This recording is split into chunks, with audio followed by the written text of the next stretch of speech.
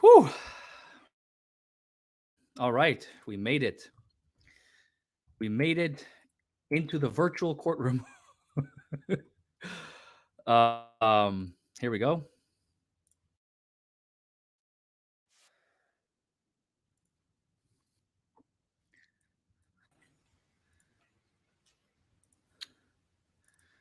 I won't dispute that. I don't know that that's the case. I know what I saw Mr. Bernie testify to in using that particular accounting method. You know, I see that. That's exactly So right, Rose. I don't dispute that. All right. And would you agree that you also, when you needed money, occasionally borrow as much as 5 and 6 figures from your father, Mr. Randolph? I did. And would you also agree that over the years, particularly as we moved to June of 2021, you would use stolen money to pay that back?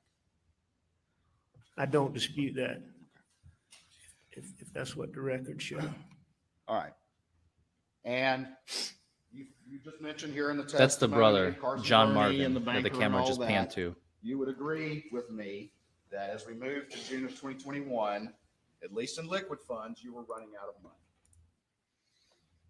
In liquid funds, is in money on hand or money that I could get? Money that you could, liquid funds. You're a lawyer, you know what liquid means. Were you Well, running out I of don't know what you mean by liquid, Mr. Waters, and so money you could readily access, assets that you could readily access? Getting a little to pay snarky. your ever increasing debts. no, sir, I don't agree with that. You don't agree with that. I do not agree with that, Okay. and I'll tell you why. All right. So are we talking about June? I'm talking about as we move to June. Okay, but what time period are you talking All about? right, let's talk about January to June. Okay, January to June. January to June, you know, They don't, Jen. I could borrow money They from my don't. father. Mm-hmm. It's I could impossible borrow to money tell. from Johnny Parker. Mm-hmm. I could go to the bank and borrow money. I had substantial equity in the Edisto house, as we've talked about. Which was in Maggie's name, correct? Well, it was in Maggie and my name. All right. So, you know, that definitely was in both of our names. Moselle was in Maggie's name. There's substantial equity in that could have been borrowed against. So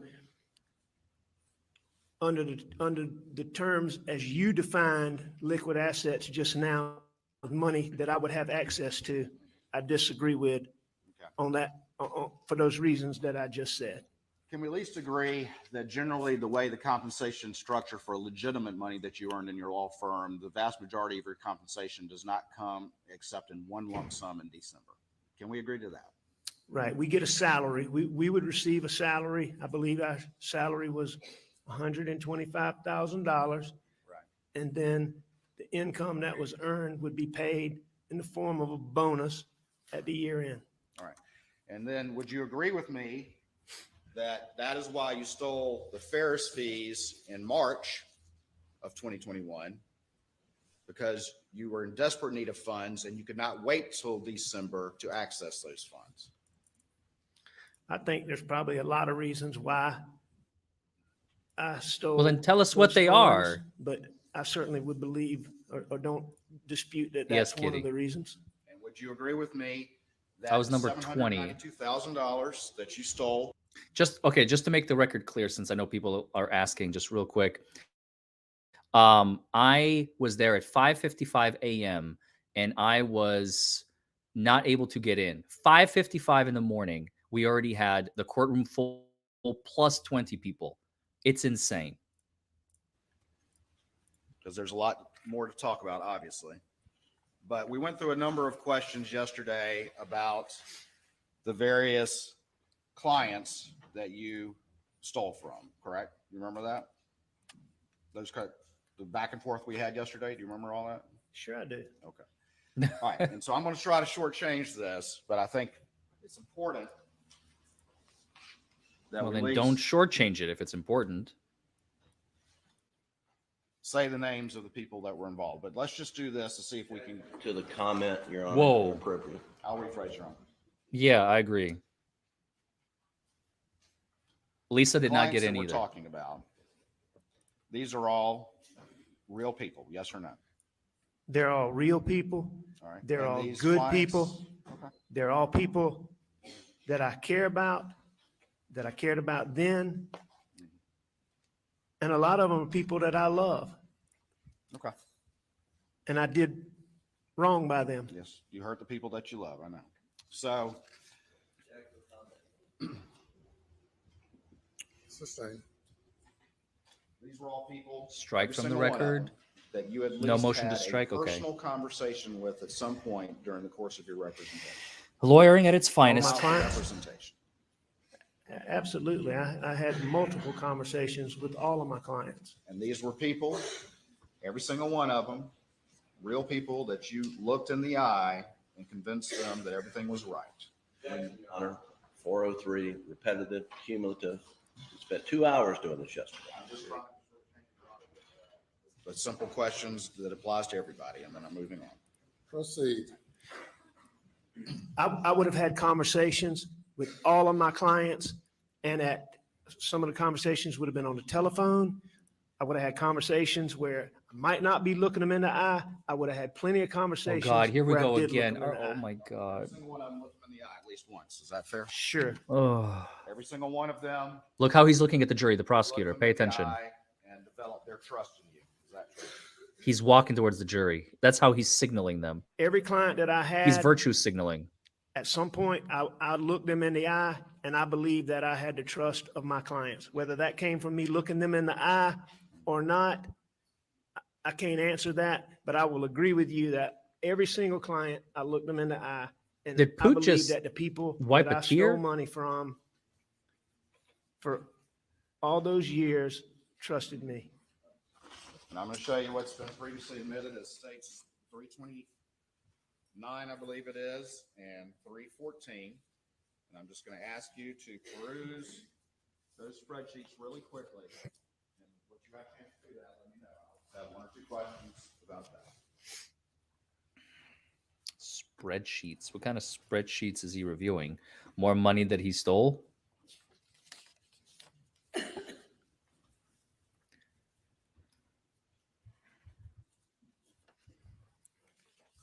All right, so I'm sorry. What was your question? I just asked you to look at them. Have you had a chance to review those documents? I have. All right. And would you agree with me that every single name on here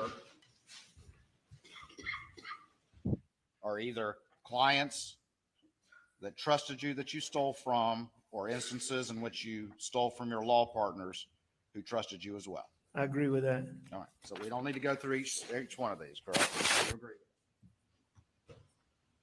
Mr. Waters, like I've told you, I'll go through whatever you want to go through, but each one of those clients is just what we've already talked about. Good people, fine people, upstanding people. They trusted me. Every single one of them I did, and I do still care about. And many of them I love and consider them close friends. Like Barrett Boulware, Absolutely. It's a perfect example. and you stole from Barrett Boulware. I did. You recall a conversation that you had with Ronnie Crosby in which he told you that Barrett was desperate for money because he needed his wife to stay in a hotel near him while he was undergoing treatment for terminal cancer around the time that you stole from him. Say, Your Honor. Objections overruled. I don't recall that conversation, but, I knew Barrett was sick. But, Barrett is a unique situation. I mean, Barrett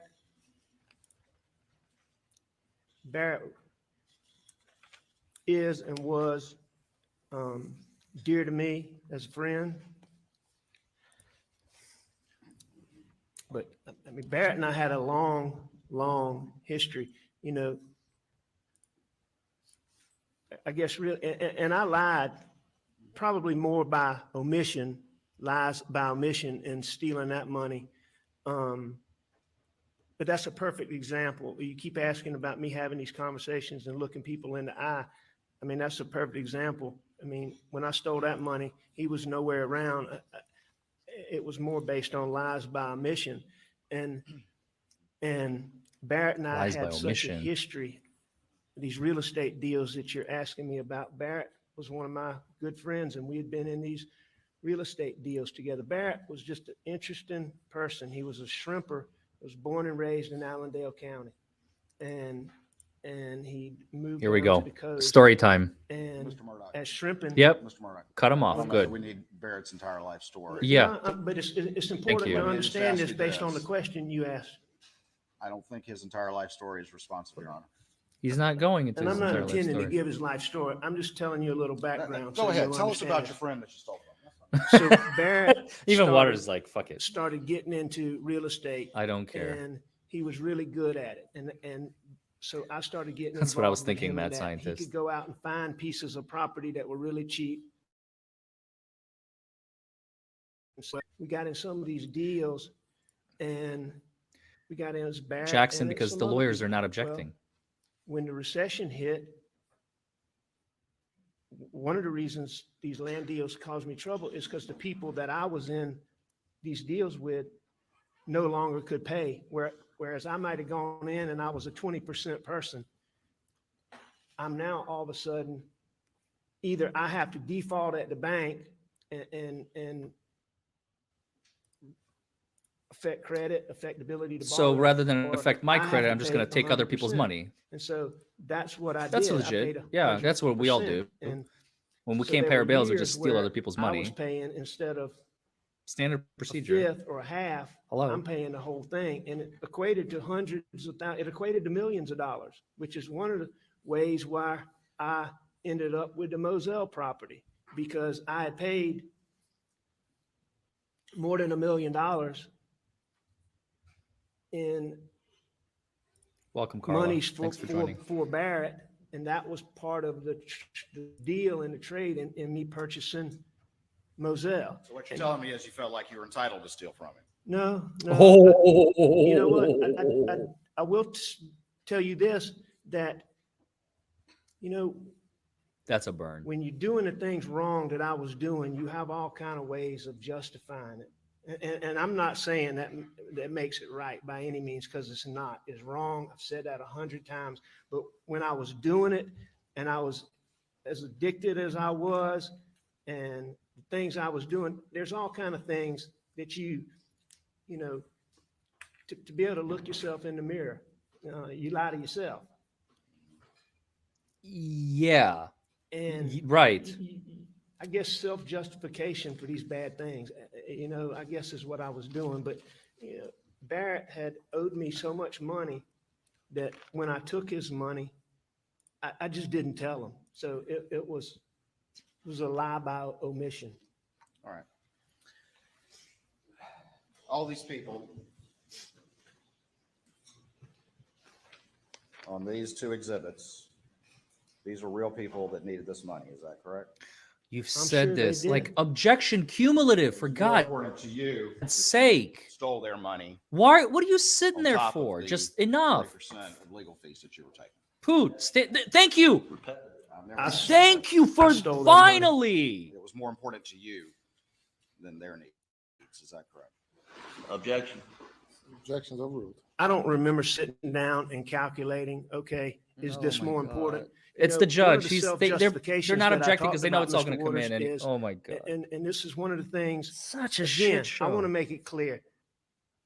I don't, as I sit here today, I do Yep, not believe that's- that any of this justifications that I'm talking Yep. about made any of this okay, because I don't. It's not I've owned right. up to Like, all this money I stole. I've tried to since I was confronted, and I continue here today. But one of the justifications at the time when I was in pills and doing the things I was doing was, I may ask a partner, okay, how much is this case worth? And if one of my partners, and I may not even give them all the real facts, okay? So if they said this case is worth $100,000, okay, and I go out and I get them $300,000, you know, that's one of the stupid little things. Okay, well, this isn't the same. And that's one of those justifications that I used in looking back on this that I don't know how I did.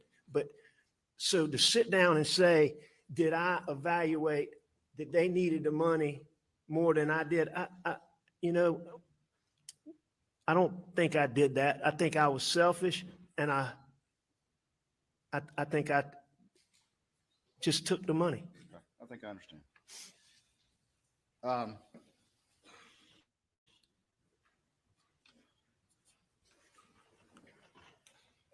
I asked you a series of questions yesterday about at least relating one conversation you had with one of these clients.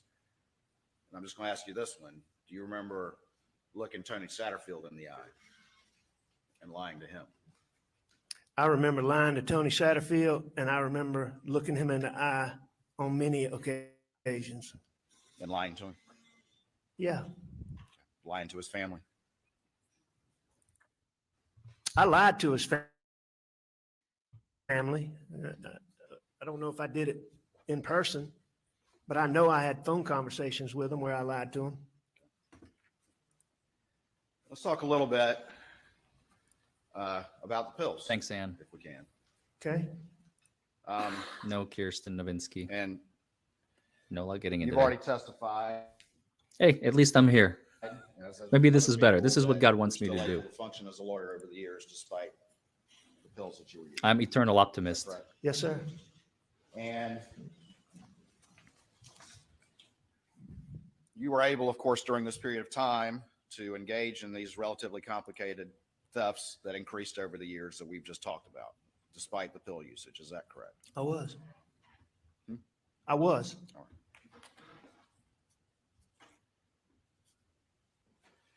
And you were also able to, during this time period, convince your staff that nothing was amiss with all of these exhibits, despite your pill usage.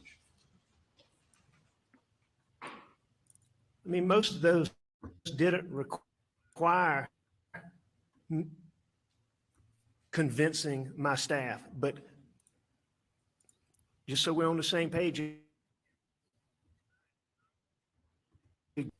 I certainly allowed them to be misled. I certainly allowed them to do things that I shouldn't have done on my behalf, knowing that they trusted me. How many pills were you using a day? Depends on Ooh, the a $50,000 number of question. items, most importantly, how strong the pill was. Oh, Well, let's talk about. Oh, Let's say okay. Start maybe in January of 2021. so and move 50 forward. pills, Can you a grand a describe to the pop. That jury makes sense. what your Hydrocodone daily is pill really hard to usage come was? by. No, it's not. I think at that time, most of what I was purchasing was 30 Exactly, milligram Janet stuttered. pills, instant release, oxycodone. That That's what I'm thinking, Vicky. probably mixed in with some OxyContin, which is made of oxycodone. It's just time. I would have been taking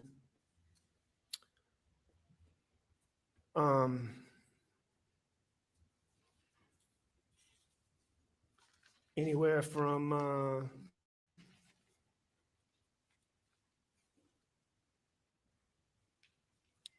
1,500 Welcome, Mama Bliss. milligrams maybe to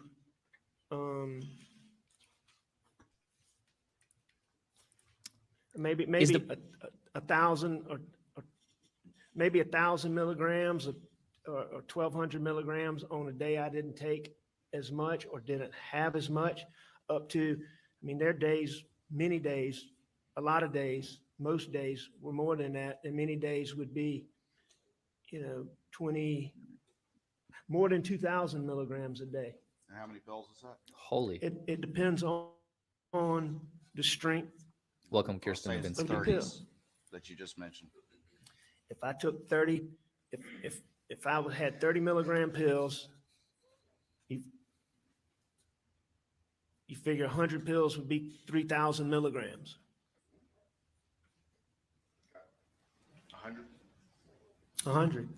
So you're taking 60 a day or something like that? I mean, There were days where I took more than that. There were days I took less than that. and how would you take them during the course of the day? I mean, how many are you taking at one time? How frequent in this Thanks, time Emmy. period? Let's say January to June. Welcome, Vicky. There's a point in time, and I'm not sure when it was, I think it was well before that, where And you have to understand this. This is something that I didn't. That's a lot of drugs. I can still remember But the first still, time I ever took an $50,000? Mr. Murdaugh, can I ask you to answer my question, and I'll let you explain all you want. Is the My defense going to question bring was, up how many an were you taking a expert day about during this time cost from of these pills on the black January to market? Answer that first, please, and if you want to explain, I'm happy to let I you. wonder. I'm not positive, and here's why. It's because over the years, like as I was saying, the first one OxyContin made me sick. And that was when I was transitioning from hydrocodone to oxycodone. And it made me sick because it's a really, really, really strong one. And so, one OxyContin pill was like 10 hydrocodone pills. So, but anyway, as I took more and more, and over the years, it just up a tolerance to pain That is pills. true. And so what might give me this Energy. one of the reasons I became so addicted is, some people talk about pain pills and how they make Yeah. them lethargic and, where they can't do anything and they feel. Opiates gave me energy. I mean, So chemically unbalanced whatever I was is doing, what he's it admitting made it to. more interesting. It made me want to do it longer, to go on a drive. It made driving, it just made everything. But I took so just to keep to a point where I was taking so backslide or go into withdrawals or have all those symptoms. And so it got to the point where I was taking the amounts that I came to be taking in the time period you're talking about, January to June. So it evolved over time. It wasn't like it just started then, Mr. Waters. All right, can you just give me That's one rare. example of the day during that That's time period? unusual. Sure. So, I mean, did you start at 8 o'clock in the morning or whatever time you got up and take one and then one every 30 minutes? I mean, Well, no, I've given you a chance to explain. So it would now totally be depend. specific. It would totally depend on any number of circumstances. So starting a day, one of the main things that this would depend on was how late the day before I had taken pills and how many I had taken. And did I take them during the night? Did I wake up during the night and take them? So, let's just say that it had been a while since I took any and I slept and I woke up. All right. Then I would immediately, first thing, take, if it's been a while, a lot of times, if you slept and hadn't taken pills, you wake up and you could tell the beginnings of, I'm not going to say they were really withdrawals, but the agitation that you feel when you don't take it, and you could tell it. So you had to take it right away. And so I would start off, first thing I would do would take pills.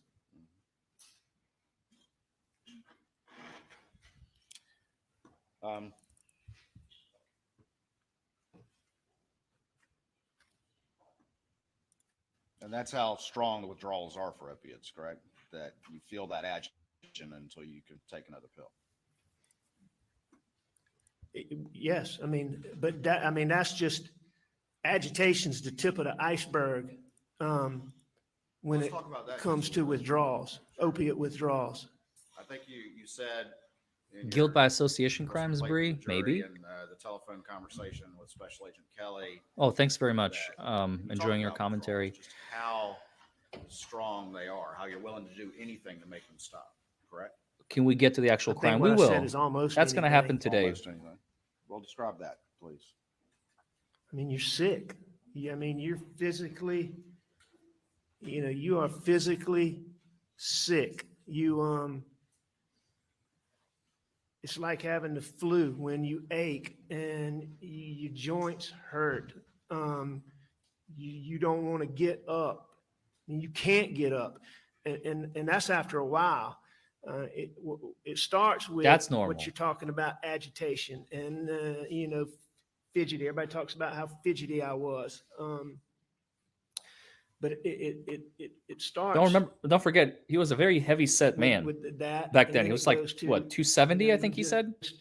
you might It's a be sitting here and big just all man. of a sudden sweat's running down your face, all over your body. I mean, like you ran a marathon. I mean, you literally sweat that much. Yeah.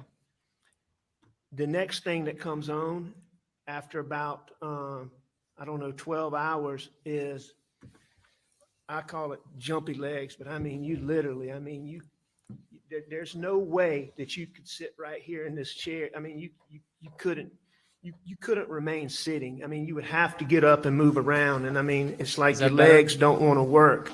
And that lasts for about anywhere from 18 to 24 hours. Is that better with the volume? During that period, the intestinal issues come in, and I mean, you can't control yourself. You have, I mean, diarrhea, like you have food poisoning. You throw up. I mean, you're physically sick. How many times did you try to self-detox? Mr. Waters, dozens, if not hundreds. It's so many, I can't tell you. Jay Dice And asks, those symptoms you just described are do you think it seems that the extremely judge powerful. thinks Made it defendants very who choose to difficult to do testify that. Is agree that to any correct? question no matter? No, of course not. Made No. it difficult to, He's Try to just self- showing his bias. it's extremely hard. You mentioned yesterday that you were paranoid. How long had that been going on? Well, no, I didn't say that I was paranoid. What I said was, as the addiction evolved, there would be situations where you would have these paranoid thoughts. And when did And- those first start? I can't tell you when they first started, but I mean, how long before June of 2021? a long Week, time. a month, a Oh, long no, time? no. It was, it was as my addiction got worse. I mean, it was a significant period of time, but, How often when- would when- you have these paranoid thoughts? I usually a matter of seconds. I mean, it was something, again, my whole life, you wouldn't see me where I didn't have pills on me. And that's where I kept them. I kept them on me because I was scared to put them somewhere for fear somebody would find them. So I kept them on me. So if you saw me, I had pills on me. I had a pocket full of pills on June the Pocket full 8th. of posies. On June the 8th, when I was sitting in David Owen's patrol car. So I always had them on me, and I might be going to Edisto, and I turn on Hampton Street right out here, and a police car pulls out. Boom, I have paranoid thoughts. It just, but I could always say, you're not doing anything wrong. He's not following you. And I could get past it in a matter of seconds. Did anybody in your family ever see you having these severe withdrawals? Absolutely. And who did? Mags, Paw, Bus, my dad, Randy, John Marvin.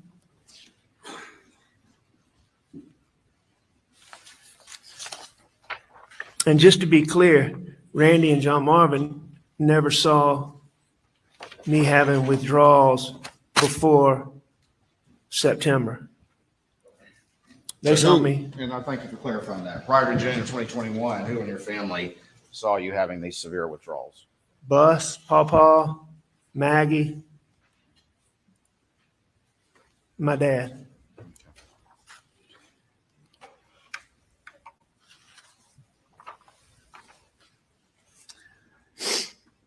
you remember calling Paul a little detective? I don't know that I ever called him a little detective, but I think Maggie did. I may have. I mean, Paul was very intuitive, so I heard think you said Miriam. that during one of your interviews. I heard Miriam call him a little detective. I know Maggie used to call him that. Did that have anything to do with the pills? Well, yeah, it had something to do with it, but I mean, Paul was always that way, but that what led him to be called a little detective, certainly there were times when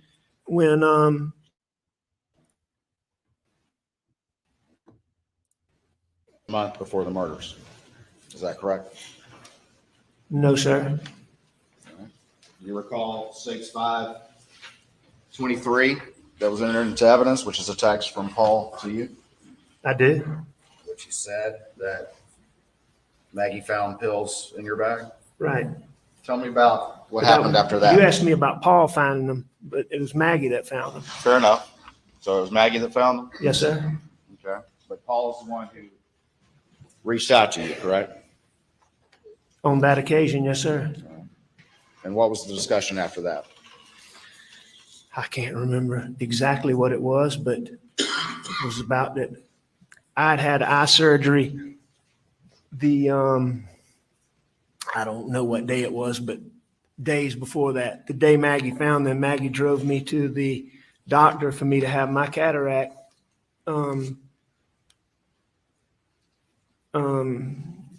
removed, whatever they call that surgery. I can't remember, but I had a cataract taken out, outpatient. You go in for a couple hours and you come out.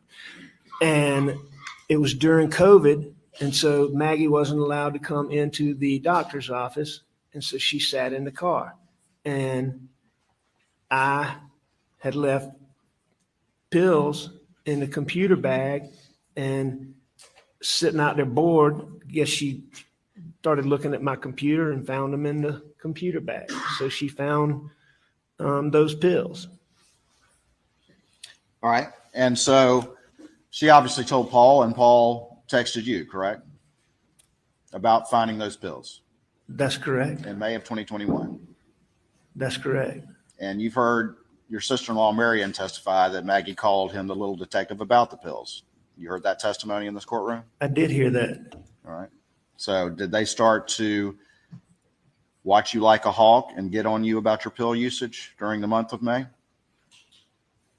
No, They did not. no, Mr. Waters, this battle that I had with addiction, it had been going on for years. And so they had been watching me like a hawk for years before May. May was just one occurrence where I let them down again. All right. They had been watching you like a hawk for years. Is that correct? About my pill addiction, yes, sir. That is correct.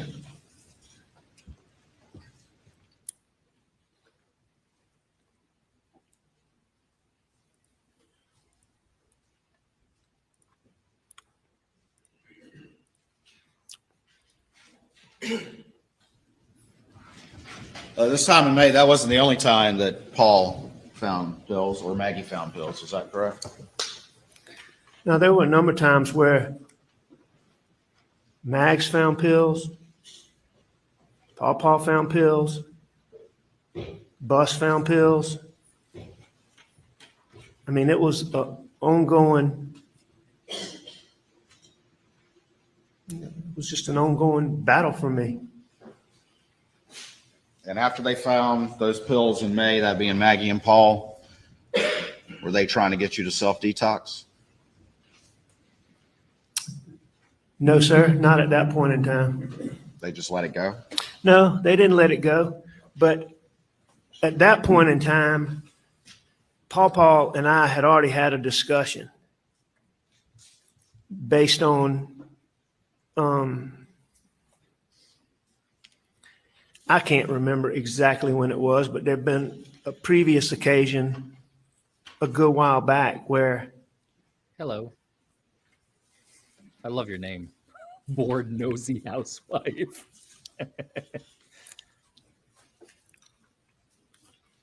there'd been a previous occasion Came to the right place. where either Maggie or Paul had found pills, and Paul had come to me and asked me, and I told him, you know, I was back on the pills.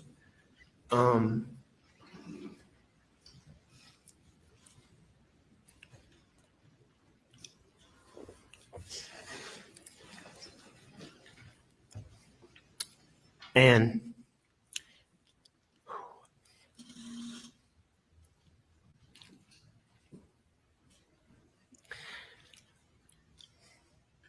When was this occasion? we had a long talk. As I said, I don't remember exactly when it was before that. Paul and I had had a long talk. And we'd agreed, I had agreed, and I detoxed so many times. I'd been to detox. I detoxed at home with Maggie's help. I detoxed at home with doctor's help. Detoxed on my own, tried to, and it just detoxing just didn't work. It just, you couldn't, All of this is eliciting a lot of sympathy from the jury. you could detox. I don't understand but where you Waters is couldn't- going with this. No, not you. I couldn't stay off of them. And so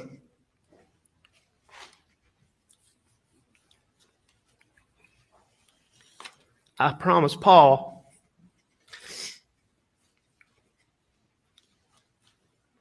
that as soon as we finished with his criminal case, that I would go to rehab.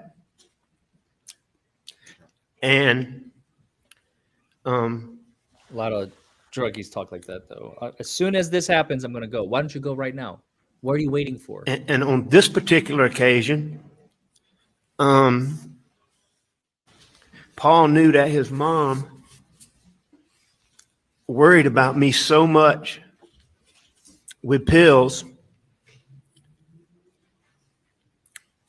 that on this particular occasion,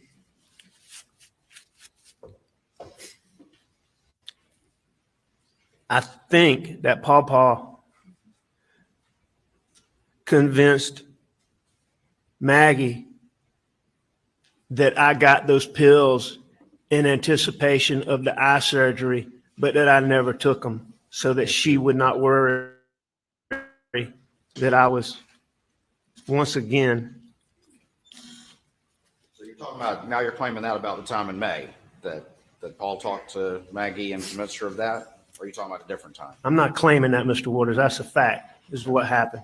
All right, we're hearing that now, correct? Hearing what now? What you just said. Well, you just asked me this. Mr. Waters, you keep making the issue about first time you hearing these things. When I got arrested and I went to jail, we began reaching out to you to talk to you about all of these things, to try to tell you everything that I'd done, to give you all these details to help y'all go through these financial things. Oh, damn. Up until the time that y'all charged me with murdering my wife and child, you would never give Jim Griffin a response to our invitations to sit down and meet with you. So you're telling me I never responded to Jim Griffin? Is that what you're saying here today?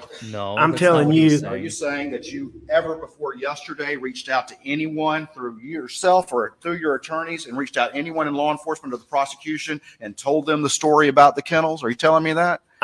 What I'm telling you, Answer my Mr. question Waters, first, please, Oh. sir. Answer my question first. Did you ever reach out to anyone in law enforcement or the prosecution and tell that story that you told this jury yesterday about the kennels before yesterday? did I ever reach out to law Did enforcement you- to say, I want to tell you about the kennels? No, sir, I did not. What This is I, the Fifth Amendment The line. witness. Pardon? This questioning about him volunteering information on these charges violates his Fifth Amendment rights, and we strongly object. Any more, we have to make a motion. He brought it up. The objection's overruled. Oh, my God. what I Badgering the did witness would be a better was- objection. So Answer my question first, Your Honor, sir. for the record, he did not bring it. He was talking about financial Sit down, stuff. Mr. Gibson. Seriously? Oh, there goes Alex's ride. Yes or no question. Before yesterday, did you ever bring up what you told this jury about that kennels to anybody in the prosecution or anybody in law enforcement? no, I didn't have the opportunity to, Mr. Waters, because you would not respond to my invitations to reach out and tell you about all the things that I done wrong. And to talk about bringing this to a head, to talk about bringing this to closure. I understand how many people I hurt. I understand how angry my partners are and how hurt they are. And I understand how hurt these people that I stole money from are. I understand how hurt they are. And one of the things that I believe is getting past this may help them get some closure. And so since at least January, I've been trying to sit down with y'all to talk to y'all. Okay. And never, ever got a response to the multiple requests. Multiple requests. Yes, sir, multiple requests. I would ask about this. Mr. Murdaugh. every Let's few ask weeks. this, sir. Sir? Did Mark Ball ever hear your story to the jury about the kennels until yesterday? Your buddy and law partner, Mark Ball? Listen, I haven't spoken to Mark Ball since I went to rehab. And these were the same law partners that you were listening to the night of. Is that what you testified to this jury earlier? You testified to that earlier, did you not? I don't understand your question. Didn't you testify earlier that you were listening to your law partners on the night of the incident? Was I listening to them? Yeah, you testified to that. It's a simple question, sir. I'm sure I was. When are you talking about? On June 8th in the early morning hours, you testified to this jury that you were listening to them, but you never told them the kennel story either. And they heard it for the first time yesterday as well. Isn't that correct?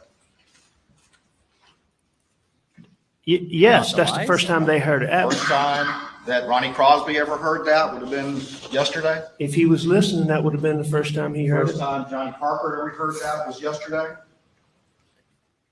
Yes. First time Danny Henderson, who was representing you in the boat case, ever heard that was yesterday. Yes, yesterday is the first time that I have said that openly. But that's not what you were asking me, Mr. Waters, but you go ahead, First time your brother Randy heard that was yesterday. if he was listening.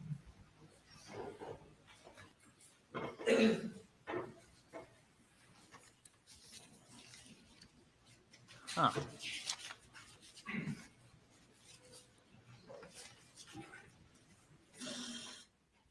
And Mr. Waters, just to be clear, I was begging for a meeting with y'all to try to bring this to a close, to talk to y'all about everything up until the time that y'all charged me with hurting Maggie and Paul. Now, after that point in time,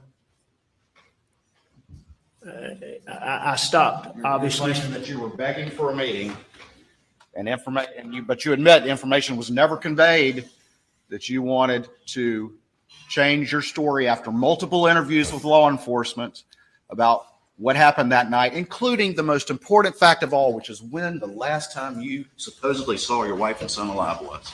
I don't know exactly what was conveyed or not because I wasn't part of it. All I know Fair is enough. what You don't I know. was trying to do was to sit down. I understood to bring all this to a close that y'all would want me to sit down and go through all of these financial things, all of these things that I'd done wrong. And to try to bring that to a close, I was repeatedly trying to sit down with y'all. The reality is, Mr. Murdaugh, is the reason why no one's ever heard that before is because you had to sit in this courtroom and hear your family and your friends, one after the other, come in and testify that you were on that kennel video. So you, like you've done so many times over the course of your life, had to back up and make a new story that kind of fit with the facts that can't be denied. Isn't that true, sir? No, sir, that's not true. You've done It's a that over burn. and over again over the years with all of this that we've been talking about, haven't you? Okay, but I've a done what liar over and over and a again? thief The is not a second that you're murderer. confronted, Guilty? you Come immediately on. come up with a new lie. Isn't that correct?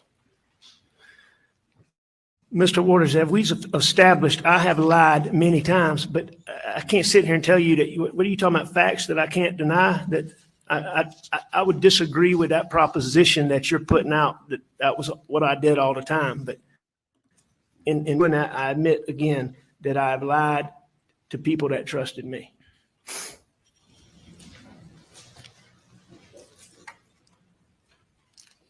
So we can agree that the prosecution and law enforcement and so many of your friends and family heard for the first time your story about the kennels yesterday after all these weeks of testimony. Can we agree on that? That law enforcement, my partners, and my friends heard me say that for the first time. Yes, I agree with that.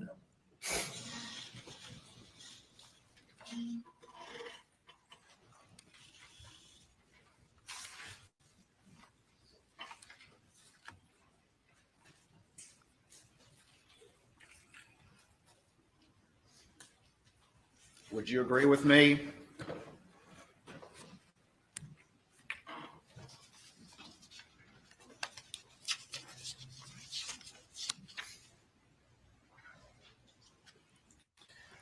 that your own lawyer was repeating your story that you were at home napping as late as November of 22 on national television? Objection hearsay? I don't know. You don't know that? No, in jail, we don't get newspapers, and the TV we have is limited. So So your own lawyers, at least as late as November 22, didn't know this story that you've told to this jury after 5 weeks of your family and friends coming in and saying, yeah, that's him on that video. I don't know. Objection, Your Honor, violates attorney-client privilege communication. Totally Yes. improper. Thank you. For the love of Benji, wake the fuck up. Yes, sir. Response. He has brought up his communications with counsel, and now that is fair game, Your Honor. No, it's not. His communications through counsel with, or alleged No, it's communications not. with the prosecution. No, it's not. He didn't. There's no attorney-client privilege to national television interviews. The objection is Wait. overruled. Okay, let's see where this goes. I'm lost. What? If he gave an interview publicly, he can ask him about it. But if he talked to his lawyer behind the scenes, what should I Are say you at the waiting for me interview? to That is answer, Mr. Waters, privilege. or did I answer? I think the point's made. All right, sir. Oh, okay. All right. Fantastic. You said you were unaware of national television interview. Is that what you said? You were Unaware of what national television The interview? one where your lawyer repeated that story as late as November of 2022. Oh, Your now you're story that you using were his actually lawyer? home Oh, asleep come at the on. house. The Sure. only national What he's trying to do TV, is he's trying to bring in what his lawyer ad that said I'm as if aware it's of his story. is not ad program is one that Mr. Griffin was involved in. Was a are you referring to like a Dateline something? I'm talking about HBO. Okay, HBO. All right, like so. Yeah, I am aware of that, and what I believe the case to be is that I believe that when that was in its works, that Mr. Griffin made those statements sometime substantially before I'm saying, Rose. He wasn't November there. of Even if you 22, watched as it. early as around the very beginning of 2021. Well, let's talk. At least what I understand to be the case. All right, let's talk some more about your testimony from yesterday. And you're telling this jury, even on something as clear as a skin on video, that your story doesn't change when you have to make them fit the facts that no longer can be denied. Is that what you're telling this jury? I don't understand that question. Say that again. Yeah, I don't said, either. You're telling this jury that you don't change your story to make the facts fit evidence you Fit can the no longer narrative. deny, like what's been going on So in like you this change the courtroom. facts to fit the narrative. I'm not telling the jury anything about that. All right, good. All right, let's move on. Let's talk some more about that issue. Let's talk about the confrontation on June the 7th with Jeannie Seconder, which you said was no big deal. Isn't that what you testified? Words to that effect? I think what I testified to is that to me, it certainly didn't seem like a confrontation. Jeannie came to me and was almost apologetic. And this is what I believe, Mr. Waters, is I believe that what Jeannie Seconder and my partners have had to go through since September has been hard. I know I could see it. I could see the hurt that I caused them. And I know that they're betrayed, and I know that they're angry, and I know that they're hurt. And I want to make clear to this that while I disagree with what Jeannie said as to it being a confrontation, because I don't believe that it was, I don't think that she was lying. I think that she feels it. I think that, she believes that that's the case after all this time that she's had to deal with this. But on June the 7th, when she came to me, she was almost apologetic.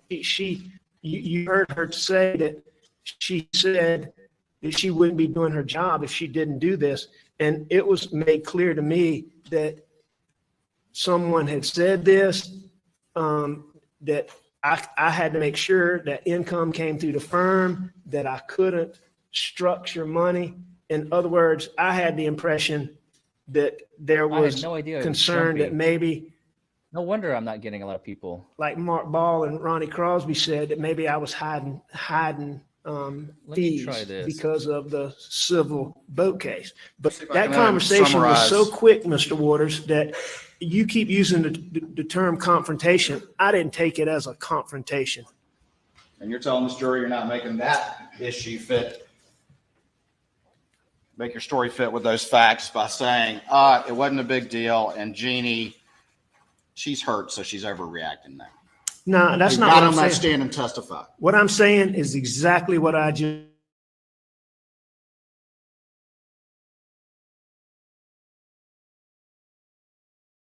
almost as quickly as it began, and All right, how's this? I didn't think about it again for a period of time until after everything happened. You testified earlier, you get paranoid if a police officer turns out behind you, but you're not getting paranoid when Jeannie comes in here and says, I need an answer about these fees? No, because I believe you took them? No, things like that wouldn't cause the paranoid thought and the paranoid thinking. It was always related to pills. It was always, okay, that reaction that somebody just gave me. It was always related to pills. Do they know something? Did I left a hotel somebody Wi-Fi said connected on my phone. I mean, the times that's what, when I had to deal with paranoid thinking, that, if a judge confronted me in the courtroom about a piece of evidence, or if Jeannie asked me about that, those are not things that gave me paranoid thinking. Okay. And you testified the same thing about the boat hearing on June 10th. Not worried about it. No big deal. Correct? Hotel Wi-Fi is terrible. No, I didn't say that it was no big deal. Sorry about that, you But guys. I had no idea. Nobody said anything. I said that my main concern about those motions coming up on June the 10th dealt more with the venue motion than they did with the motion to compel, I believe is what I Are said. you telling this jury that you didn't testify yesterday, that you weren't concerned about it? I wasn't overly concerned about it. Okay. And I'm sure I had some level of concern because the venue motion was a big issue in the case. Were you concerned enough about it to bow up on Mark Tinsley at the trial lawyers conference and say, what are you doing, Bo? No, absolutely, unequivocally, never happened.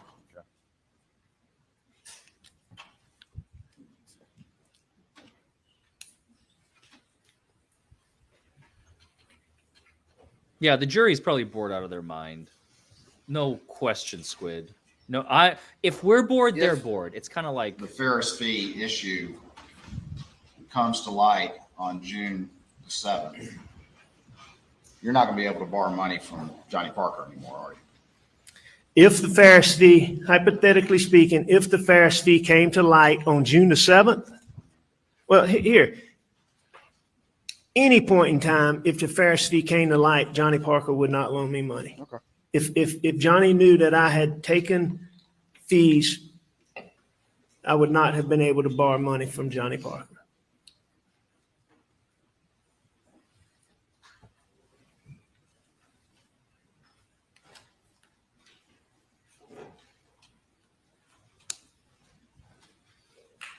You testified earlier about going to the Gamecock baseball game on the weekend prior to Monday, June the 7th, 2021, correct? Correct. Hold on for me real quick. Sir?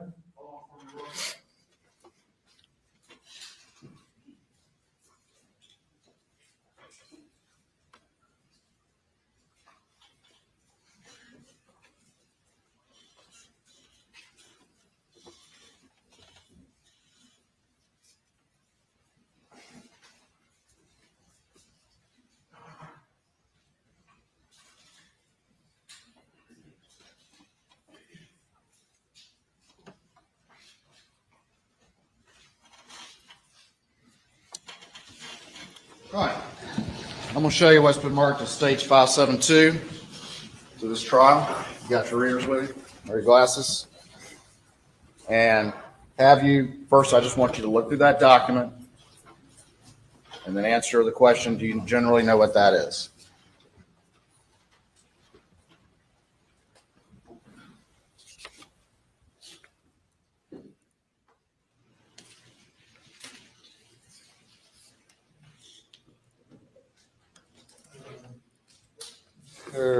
Waters.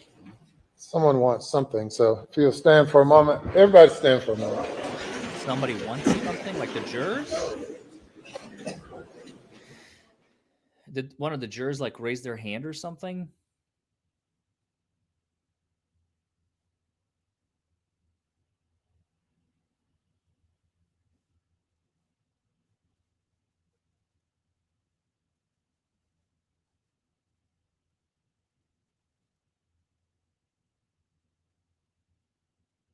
They're going to excuse the jury. They're going to take a short break. Yeah,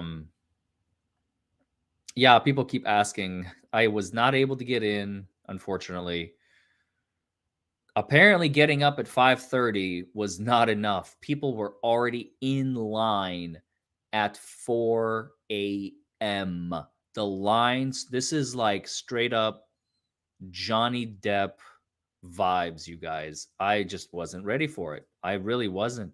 I mean, I know he's on the stand. People got enough of him yesterday. I don't know why everybody was like, I just want to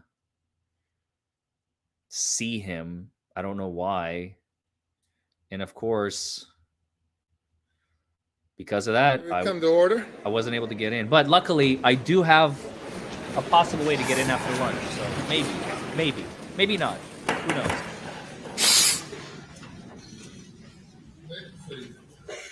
May it please the court.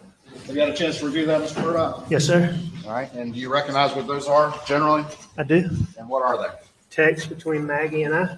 And what day did they take place? June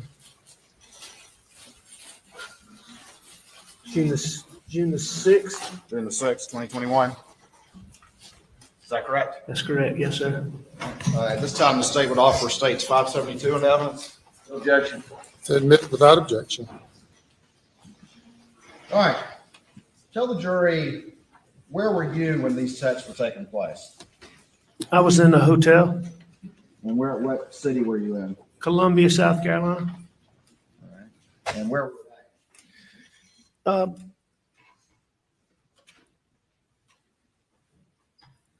I'm not exactly sure where they were when they first started, but they would have been somewhere between a hotel, a restaurant, and the ball field. All right. But when you sent this text on June 6th at 11:41, you say y'all in seat already, correct? Yes, that's what I did say. All right, and they say, yeah, Maggie says, yes, we like these seats. Is that correct? All right, that's correct. I didn't notice that. So at that point in time, they are in the ballpark. All right, and then you respond, better than last night. They extended checkout to 1. Going to come then, is that correct? That's what that text says. Yes, All sir. right, so you're back at the room, is that right? Yes, sir.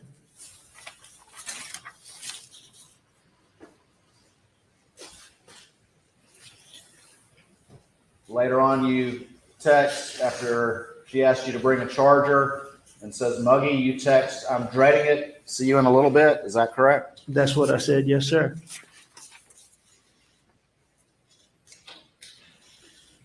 She responds, don't come, but then asks about the charger and says it's hot. Is that correct?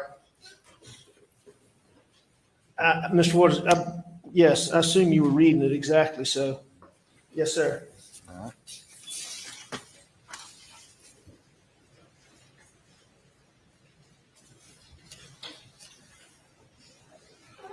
She eventually responds, not crowded, but not the place to come if you don't feel well. Very hot and muggy. We are inside, sitting at the bar, very nice indoors. Is that correct? That's what it says. Yes, sir. And then That's you the day respond, before. that was by accident. They are making me leave, so I'll see y'all in a few. Is that correct? That's correct. And who was making you leave where? It was past checkout time at the hotel. Past checkout time at the After hotel. you got an extended checkout, correct? It appears so. Checkout. Yeah.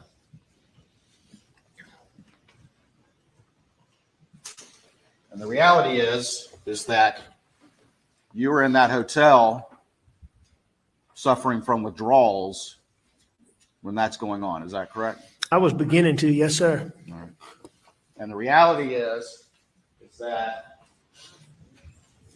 your wife and your son were on you at that time period because they had found pills just a few weeks prior. No, sir. That's not correct.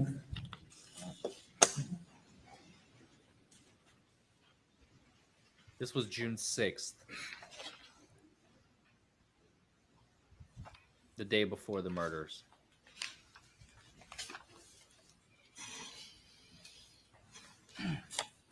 Let's talk about June 7th, okay?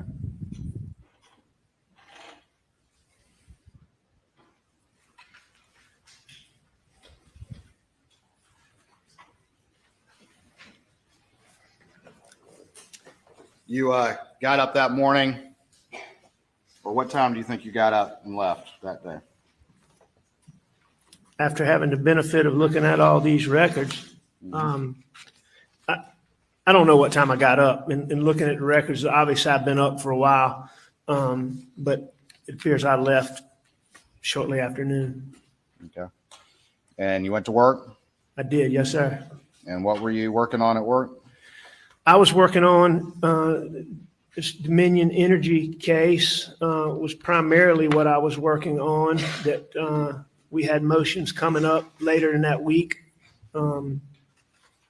As I said earlier, I believed at the time that it was the biggest case that I'd ever been involved in. And there were motions coming up in that. I was preparing. Danny Henderson, my partner that was helping me with the civil case from the boat wreck, had been on me about getting a financial statement. And I finished doing that so that it could be given to Danny. It's primary, is what I remember doing. Obviously, I talked to Jeannie. But Yeah. Okay. And what time did you leave? and I'm sure I did some other routine office things, but I can't tell you what they are. Uh-huh. What time did you leave? It appears that I left around a little after 6 from the records. Okay. I thought I'd left earlier than that, but I mean, the records seemed to be pretty clear. All right. And you were, in fact, I think you said in many of your interviews that you were working on the boat case that day as well. Your financial declaration. Yes, I prepared the financial declaration. I didn't do any work in this civil case. So my work in that is what I did. I prepared the financial statement, which took me a little bit of time to get the details on that. But I mean, that was the work I did in preparation for the motions coming up. And what time did you get home? And looking at the records, it looks like I got home a little before 6:45, I think, 6:40 something. Then you and Paul rode the property? That's correct. And you told law enforcement you shot a 22? That's correct. You told law enforcement that you never saw any blackout? That I'd never seen a blackout? That at that point in time when you and Paul were riding the property? No, I did not see a blackout.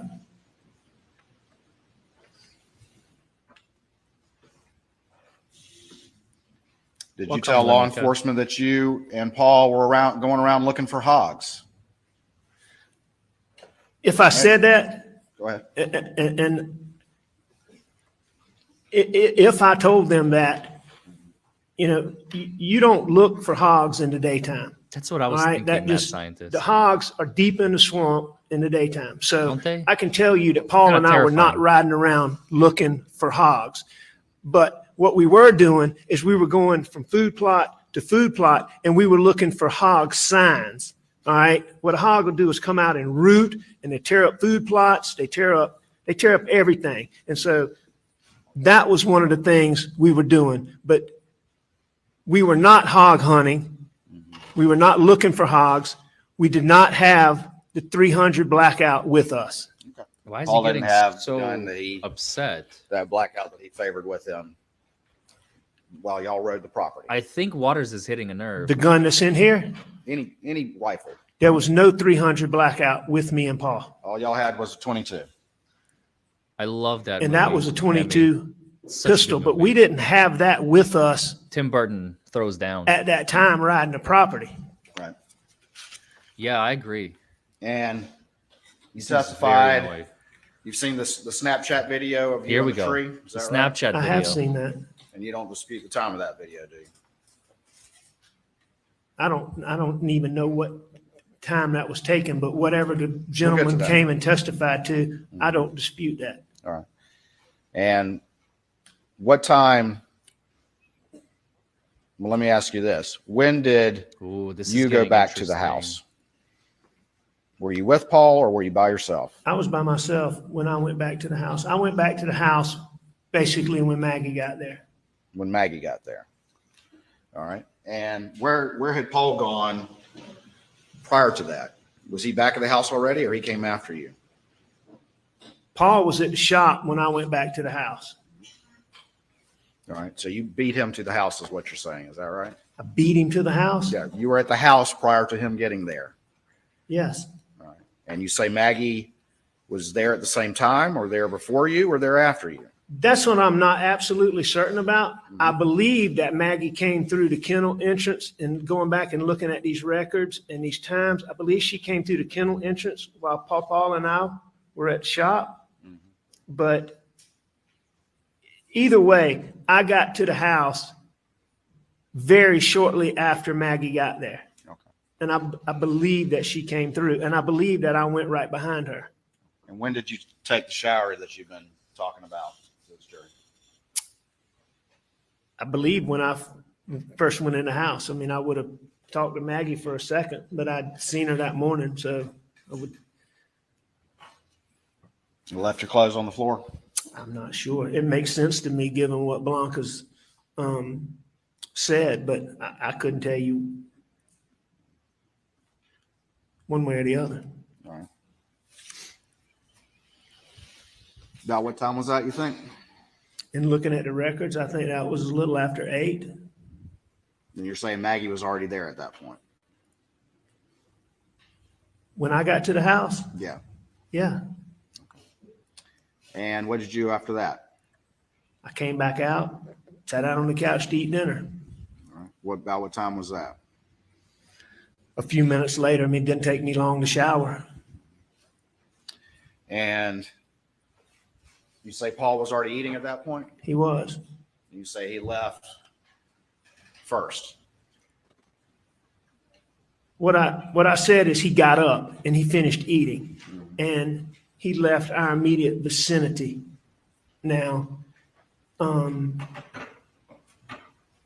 don't believe he left at that point, given what I've looked at time records and all. I believe that he was around the house for a little bit longer, And just to be clear again, but I didn't see him. all of this detail was people were hearing for the first time yesterday, like we talked about before, correct?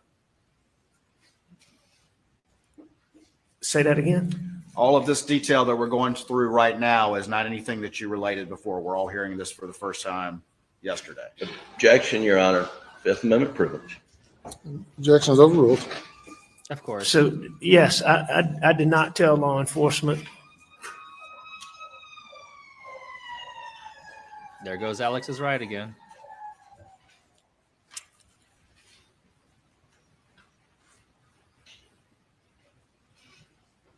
Actually, I don't think law enforcement asked me what I did when we first went to the house, but I clearly lied to law enforcement about what I said yesterday. Okay. And all of this, the last time you supposedly saw your wife and child, all of this detail, you as a lawyer and a prosecutor didn't think that was important to offer on your own?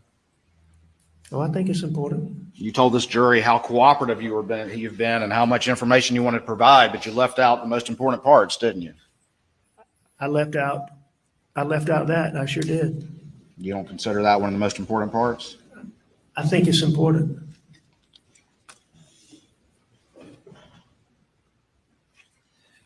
All right, tell me about what happens next. Tell me about how Maggie and Paul end up out down at the kennels.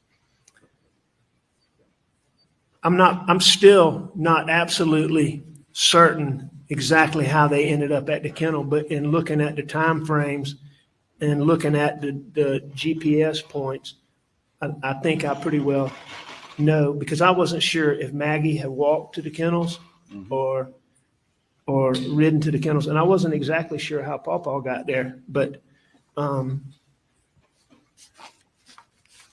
all but certain that Maggie and Paul went to the kennel together. All right. And what was the discussion? You said that they were going down there, but you didn't want to go. Is that right? Maggie, what I said is Maggie asked me to go to the kennels with her, and I wasn't going to go. I said, I'm not going to go. And how long after she left did you supposedly go down there? It was very quickly. And what did you tell this jury and all these new facts as to the reason you changed your mind? Why'd you change your mind? I just had a shower. When you go to the kennel, you always end up at the shop, the dogs are running around, you're always going to end up doing more work. All right? It's hot. I'd already had a shower. I didn't want to go to the kennel. I understand that. So why'd you change your mind? Because Maggie wanted me to. So you thought about it for a few minutes and then decided to go down there? I don't think I sat and contemplated, am I going to go? Am I going to go? I think that, like many things Maggie wanted me to do, if I didn't do it What at he's first, doing is he's I ended up dissecting doing it like And you took frame the by golf cart down to frame, the kennels? and he wants to That's show correct. inconsistencies. Drive from the house down to the kennels in a golf cart. You know, in looking at the records from OwnStar and all of that, it seems to take about a minute in the In a golf cart? nope, in the Suburban. So I would think it's probably, in looking at those speeds of 24 miles an hour, I would think it takes double that. I think it takes a couple minutes. All right, so you'll concede at least a couple minutes to drive down there. I Is that think, right? yes, In a golf cart? that's correct. When the kennel video was going on, had you arrived before that? He just swallowed pretty hard. I believe that I had. Okay. How long do you think you had been there before that was going on? Not long. Because when I got there, in looking at the kennel video, you can see Pawpaw standing in the kennel.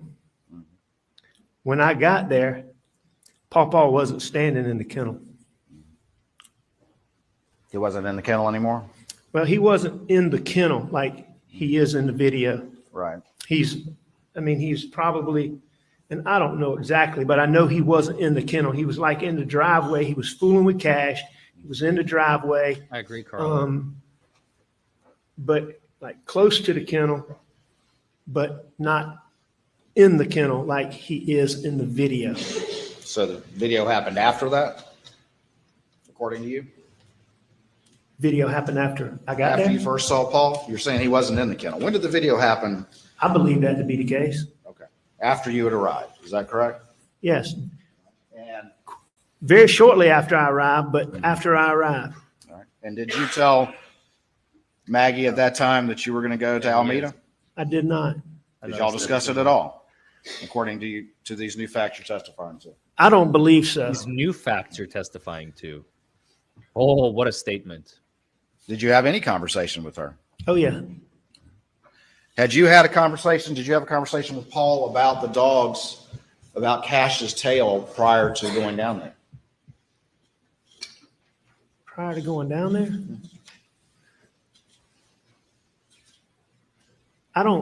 Did I have a conversation with Paul about Yes. Did you talk to Cash? him about Cash and some problem with his tail prior to going down there? Did you have any knowledge of that prior to going down?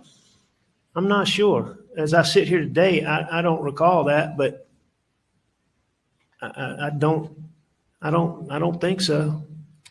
When you first arrived in the golf cart, where did you pull up to? I pulled up right where Maggie was. Which is where? She was standing in a spot where she could see in between the chicken coop and the storage room of the kennels, where the dogs were back up in those planted pines behind the kennels to the left of the chicken coop. And what'd you do after that? I went back to the house. No, I mean, did you pulled up, you get out of the golf cart, When I pulled up, I stayed on the golf cart. you stayed on the golf cart. How long did you stay on the golf cart? However long I was down there. The entire time?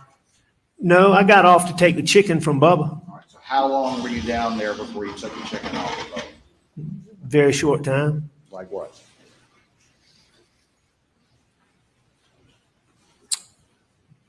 Couple minutes And what were you doing during the couple minutes before you got over there to deal with Bubba? talking to Max. All right. And what did y'all talk about? I don't know. You don't remember? No, sir. I do know that Maggie was very concerned about Pawpaw. And Why?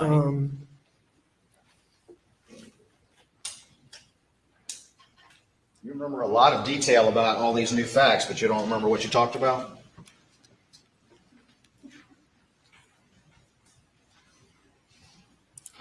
I don't remember the exact details of what we talked about. I believe that at that time, we may have talked about Pawpaw, but I'm not certain. Were you withdrawing at this time? At this time, no, sir. You weren't withdrawing at all. No. I mean, I would only withdraw when I didn't have pills. And you're saying you had pills? Yes. Down there for a couple minutes, I think you've said now, before you get off the golf cart? Yes, sir. All right. And where do you go at that point? I take the chicken from Bubba. All right. So you get up. Well, I mean, Bubba's come out there with this chicken. I mean, he's showing us, hey, I caught this chicken. And I take the chicken from Bubba. Bubba came up to the golf cart. He came up by the golf cart. He came up to Maggie and I, which I was on the golf cart. She's by the golf cart. I mean, he's not coming to the golf cart, but he's coming to us. Is this during the kennel video or is this after the kennel video? Well, no, you hear Maggie say he's got a chicken. Okay. That's what she's talking about is Bubba caught a chicken. All right. All right. So is the kennel video still going on before you go get the chicken? I mean, you've heard it, correct? You've heard it in this courtroom. I don't know exactly. I don't know exactly, but in close timing to Bubba coming out of those woods with the chicken, I got up and took the chicken from him. Okay. Let me ask you this. Were the dogs barking and carrying on or going out into the woods or acting like they sensed somebody was around that they didn't know? Were the dogs Ooh. acting like there was somebody around that they didn't know? Yeah, They can like dogs do. smell. No. No, they weren't. There was nobody There was no around that the dogs didn't know. Okay.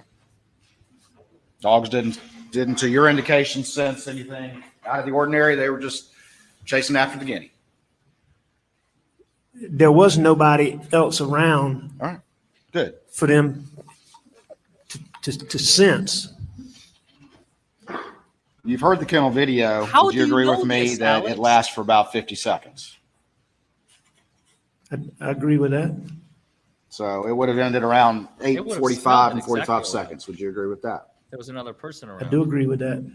Did you have the chicken out of Bubba's mouth at the end of the kennel video, or did it take longer than that? You know, I can't remember exactly when in the video he came up with the chicken, but I would have had the chicken out of his mouth within 10, 15 seconds of Maggie saying he's got a chicken. All right. And so then what did you do? I put the chicken up. All right. How long did that take? Did you get out of the golf cart to do that? I did. All right. And you had to go walk to where it was? Well, yeah, I mean, a few feet, but I did that, yes. All right. So how long did that take? Oh, hey, Brittany. And we're at 8:46 now. How long did that take? Seconds. Just seconds. All right. And what did you do after that? Got back on the golf cart. Jesus Christ. Justice for the chicken. And what'd you do after that? I left. You left. Now, Just did I jumped leave? on the golf cart and left. Well, that's what I was getting ready to say. Did I get on the golf cart and leave that second? Probably not. But did I get on the golf cart and leave very quickly after that? I did. Okay. Yeah. I think you testified yesterday. I got out of there. I did. Why'd you get out of there so quick, Mr. Murdaugh? Because it was chaotic, it was hot, and I was getting ready to do exactly what I didn't want to do.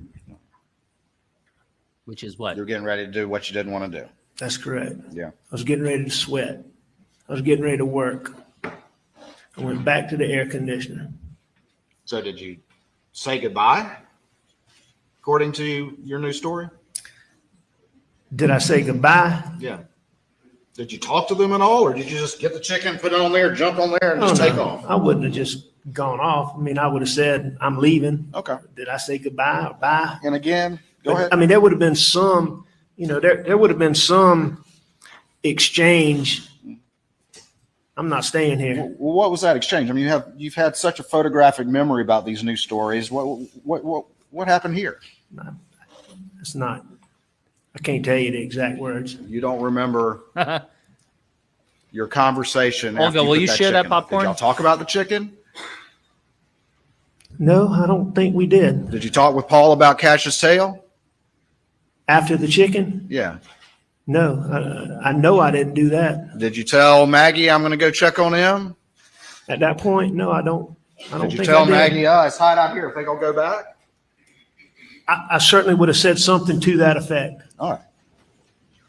So, unlike everything else with the new story, you just can't recall what that would have been. Well, I mean, you're making that categorization. I think there's other things about that I can't remember. But if the question is, can I remember exactly what words I used when I gave Maggie some salutation when I'm leaving, I can't tell you what those were. All right. But it would have been something to the effect of, I'm leaving.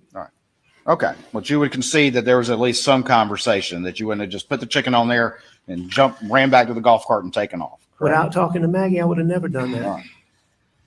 All right. So let's, you want to say a minute? Does that sound about right? A minute for what? To have just whatever interaction it took for you to then, according to your new story, drop back to. No, I sir. love how It the wouldn't have prosecutor taken me keeps a minute. alluding It to would have that. been, The new it would have said, story. it would have been, Your new story. I'm leaving. I'll see you in a minute. Okay.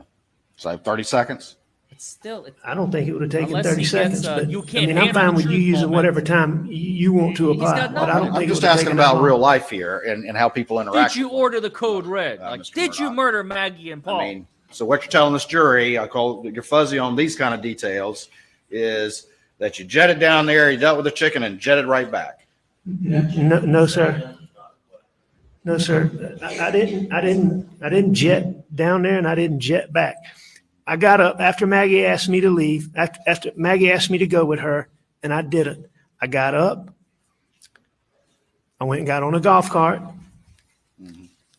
I drove down there. I did what I did. I said, I'm leaving or something to those I did what words, I did. and I went back. He All right. keeps Well, if like it's about 8:46, hinting at the fact that the kennel video ends at 8:45 and killed them. 45 seconds, and it's about 8:46. Oh my god! We at least concede that maybe it was about a minute before you got on that golf cart and headed back. Just reasonable real life. Maybe. Yeah. I mean, I don't think it was that long, but maybe, sure. All right. So But I don't think it was that long. I mean, all right, well, how long do you exactly think it what I was, thought Mr. was going to be Murdaugh? going on at that kennel, why I didn't want to go there to begin with, is exactly what was going on. Yeah. Well, I get that. And I left. Are these also convenient facts in your new story that have to fit with the timeline now that that evidence has been thrown in your face? No, sir. Does that sound like real life to you that you jet down there and jet back, Mr. Murdaugh?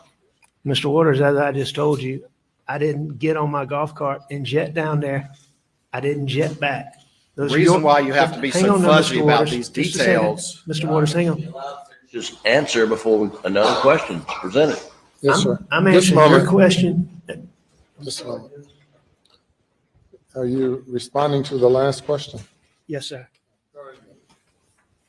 I'm responding to your question and you're using words that I'm not using. And that's your Do you agree categorization. I'm entitled to ask my questions to you, sir? Absolutely. Okay. And I'm going to answer them.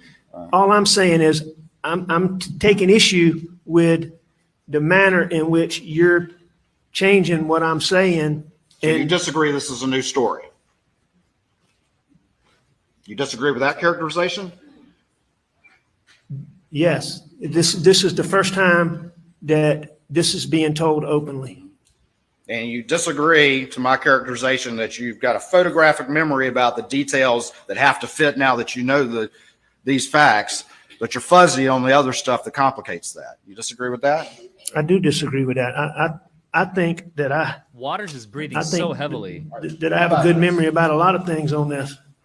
How about this? We got the kennel video ending at 8:45:45. So just to take care of the chicken, put it up. I was going to say 8:47, but somewhere around there. I think you said somewhere around there. How many Is that attorneys fair? does it take to convict a murderer? Just to do whatever you need to do and get on that cart before you head back The kennel video ended at 8:45, in 45 seconds. 8:46. It certainly could have been You think so? 8:47 before I left out of there. Where is it? I think it was sooner Please than show it that, to but it me. could have been. What is it? 60 Where is it? seconds. 50, Rex? 75 seconds, correct? After it ends. If it ends at 8:45 and 45 seconds, it's a minute and 15 seconds. You characterized it yesterday as I got out of there, right? That is exactly what I did. So if we're at 8:47, I think you said, giving you the benefit of the doubt, it's 2 minutes to get up back to the house, correct? Approximately. All right. And when you got back to the house, where'd you park the golf cart? Same place I'd gotten it from, right where Mark Ball testified that it was. All right. And what door did you go in? I would have gone in the front door. And if you left around Notice how 8:47, all of a sudden his answers are and it short. took about 2 minutes to get up to the succinct, house, No what time more would that make it, storytelling. Mr. Murdaugh? If I left at 8:47, and if it took me 2 minutes, that would make it 8:49. 8:49. Where's the storytelling? Boom, boom, boom, boom. Now they're playing ping pong. When you testified, you went inside and the TV's on, right? I did go inside, and the TV was on. Okay. There And isn't any, Rose. you laid down There isn't any. Is that Got right? nothing. I did. All right. Before you said you'd been napping for an hour or so, or napping that entire time, but now you lay down on the couch, That's correct. all right, and maybe doze for a second, Maybe. according to your new story. How long did you doze? If I dozed, extremely short time. Extremely short time. Because you would agree with me that at 9:02, you're up and moving, according to the data. I agree that according to that data, my phone's recording steps at whatever time it is, 9:02 something. How long did it take you, if you're at the house at 8:49, No. how long I'm before you badgering went the and laid witness. on the couch? He's I would laying have gone straight to the couch, foundation probably. of I the may have story, gone going frame by frame by by the frame. It's sink. exactly or what you do on I may have cross-examination. gotten a spit cup, but This is perfect. This is exactly how it's supposed to be done. it would have been basically straight to the couch. We're finally at the couch. fireworks. Yes, sir.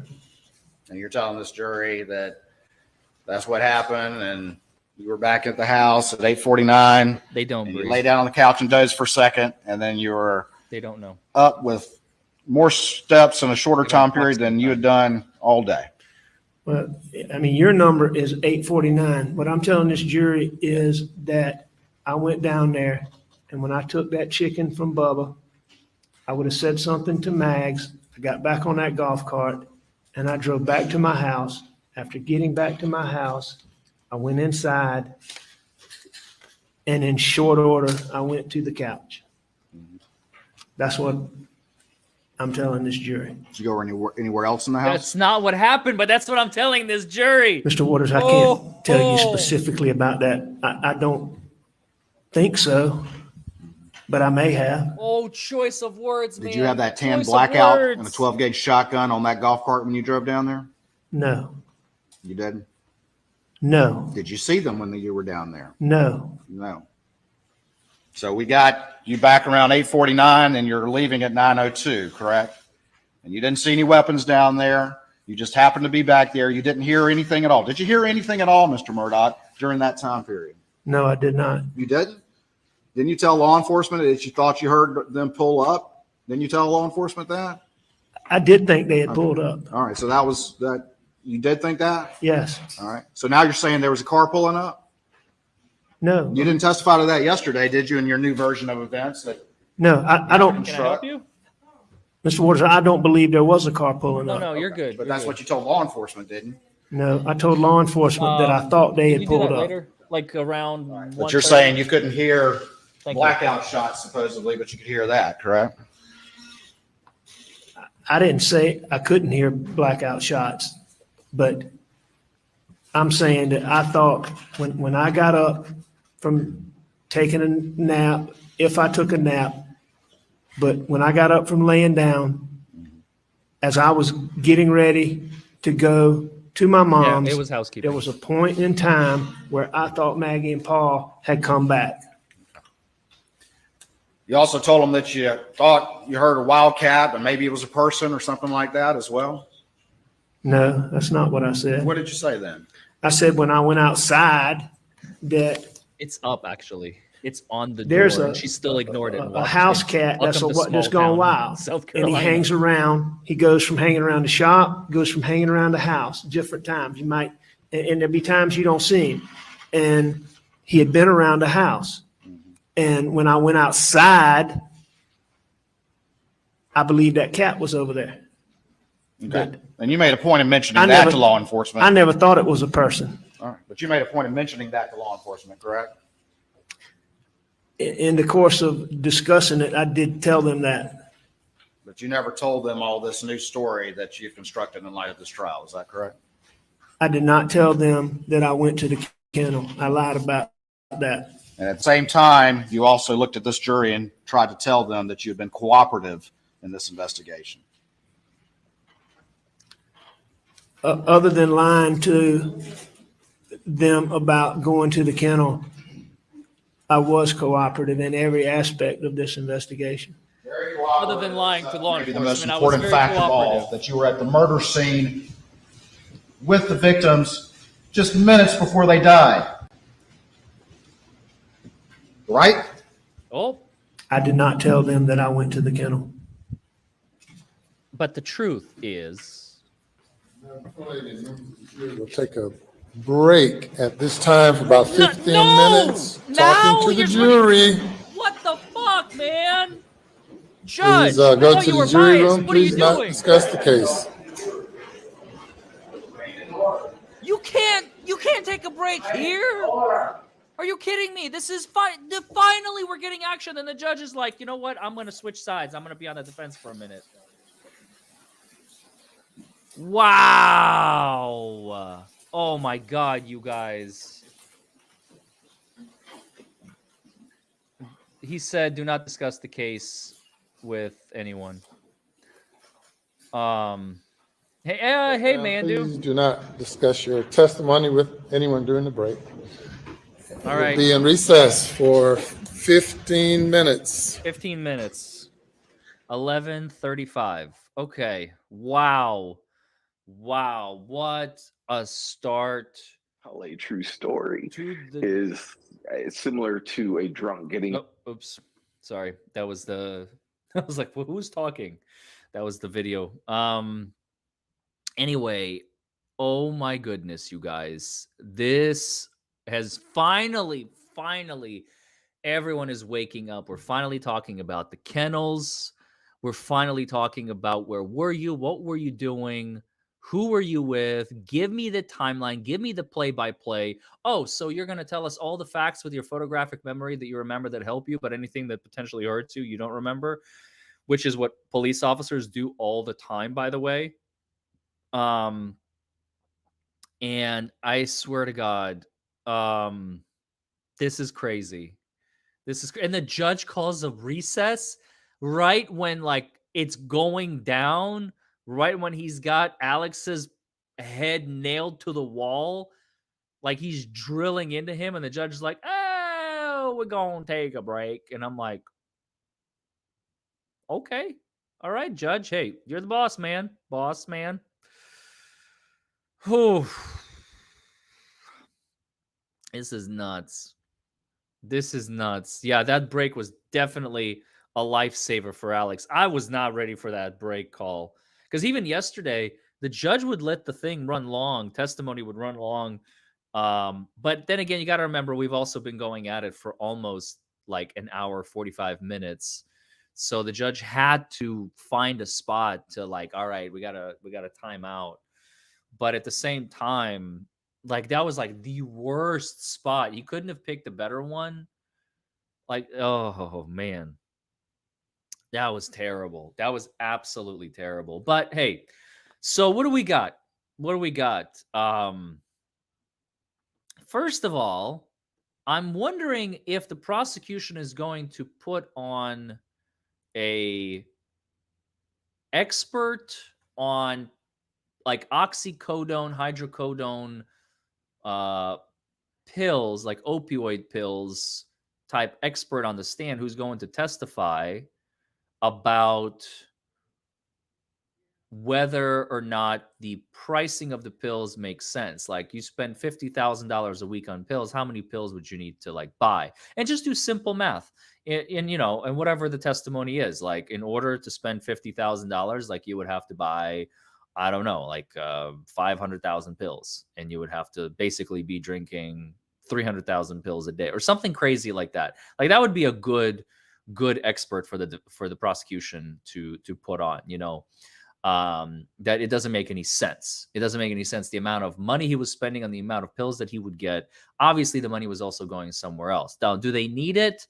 Do they care? That's another question. Can they do it? Yes. Just because you can do it doesn't mean you should. Remember that in a trial. Just because it exists doesn't mean it's useful.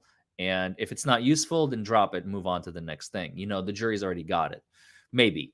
Or maybe you want to make a point of it. Maybe you just want to screw around, waste more time. Anything is possible, right? So it was interesting that Alec Murdaugh said that my opioid addiction, like opioids actually stimulate me.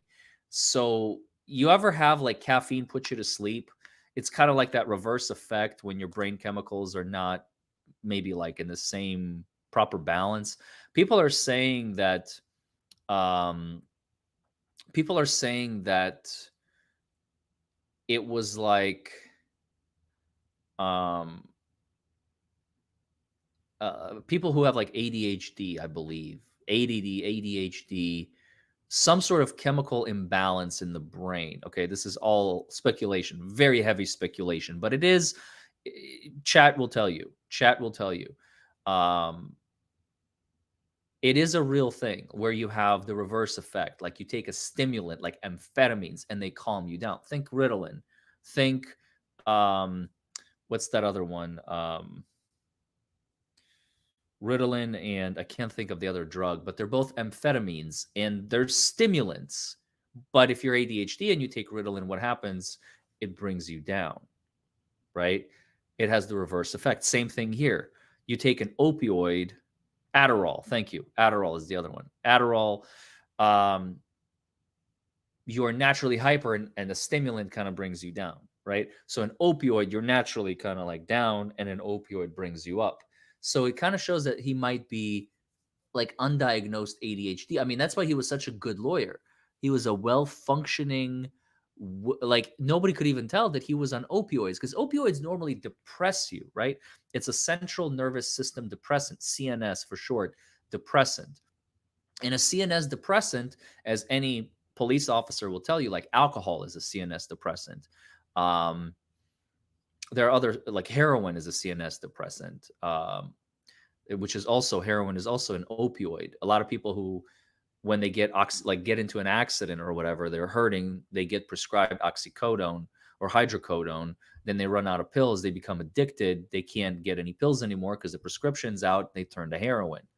Heroin is like the cheap man's, broke man's opioid, right? Broke man's hydrocodone. Very, very common in Kentucky and other parts of rural, like South. So the fact that drugs stimulate him of the opioid nature is kind of pointing to the fact that he might be like an undiagnosed ADHD, undiagnosed ADD, and something of that nature. So it would make sense. It would make sense.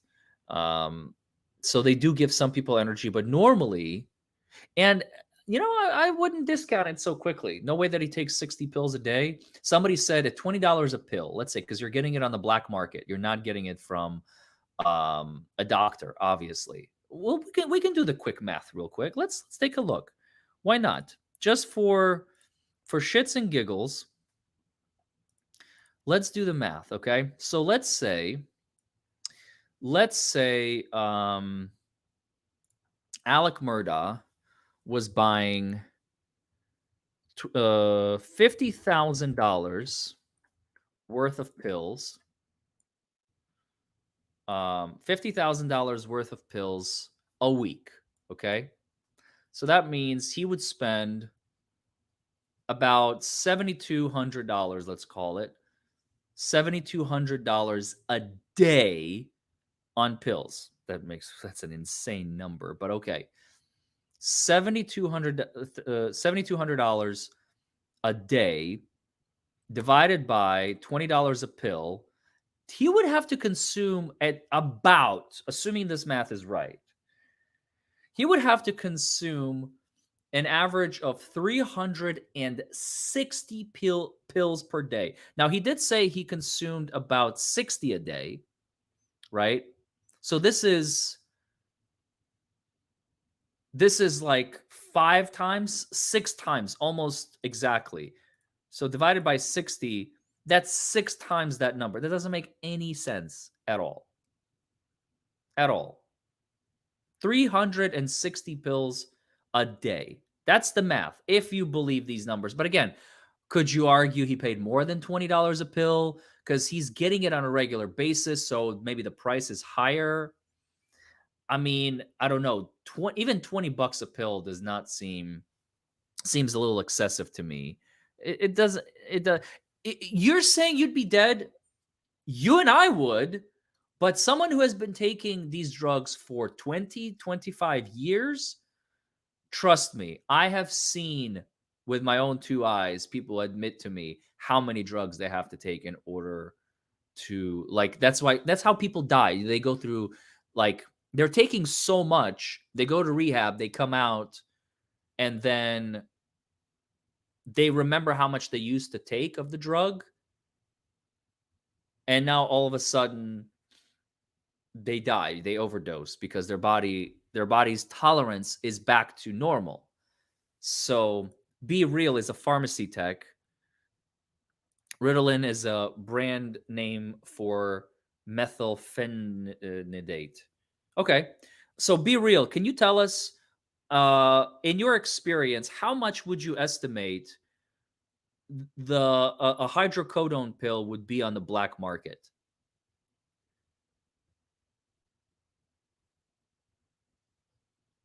How much do hydrocodone? If you know, I mean, if you don't know, that's fine.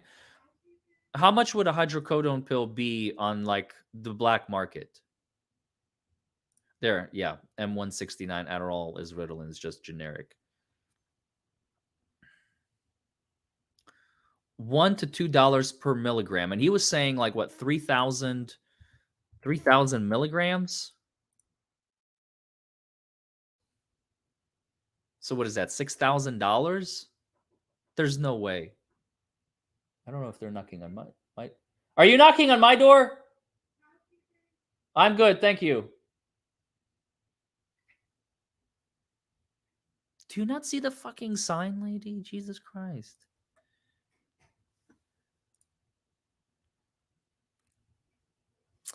Yeah. So anyway, what's next? So uh when talking about the kennels, the one point that Alec Murdaugh made, I did what I did, that blew me away. I did what I did. Like, choice of words, bro. You're giving yourself away, man. I did what I did. Oh, then say it. I cleaned out the dog poop and I fed the dogs. No, I did what I did. And then I went back to the house. Like, what? Bro, that is terrifying. That is absolutely terrifying. It's almost like a veiled admission, at least in my book. I don't know if you all agree. Um, it's just, whew, it is heavy. It is absolutely heavy. Um,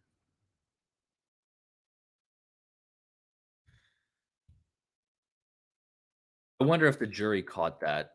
I mean, we have the luxury of just kind of sitting and absorbing everything and talking about it. The jury doesn't have that, at least not yet. Um, so there's also that. But right when the fireworks started is when they decide to take a break. Like, come on, man. Well, come on. You can't do this to us. Like, that's so sad. I was literally waiting, and then it's just like finally it was getting interesting, and the judge is like, all right, let's take a break.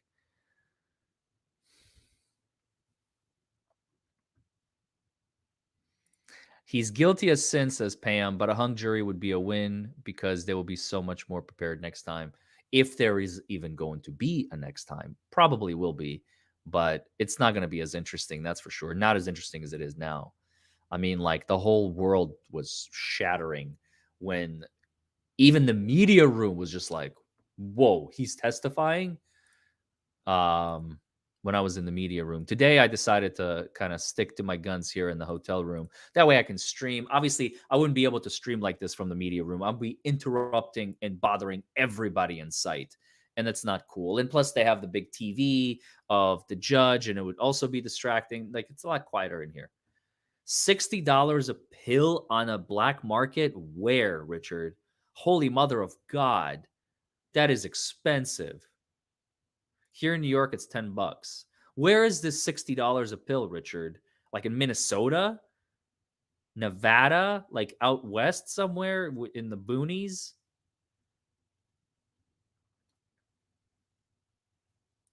I was unfortunately not able to get the line ladies some coffee. Is this a thing now? Is that is that a thing now? We got Larry and the ladies.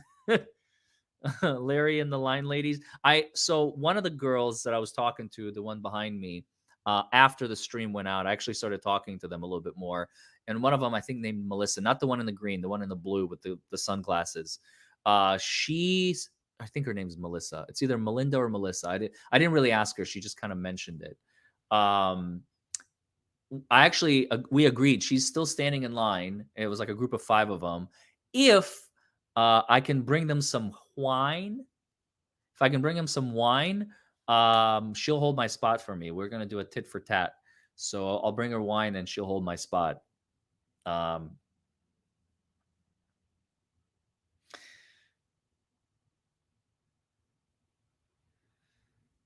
But I need to figure out where I can get liquor from. Alcohol, not liquor. Just any type of booze, really.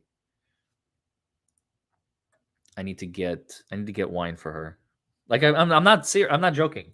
I was like, I'm gonna honor this contract. No, she didn't. They're all married. No, they all had a ring on their finger.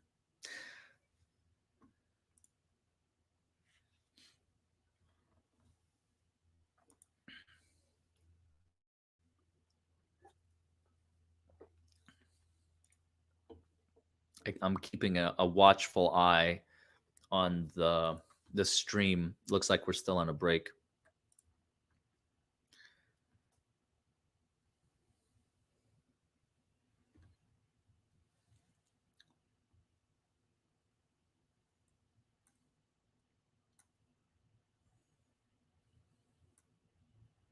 It's a fantabulous deal, says Melissa. You're not the same Melissa. Okay, no, good. There is alcohol delivery, be real. I know, but I am in South Carolina. I don't know if they have it here.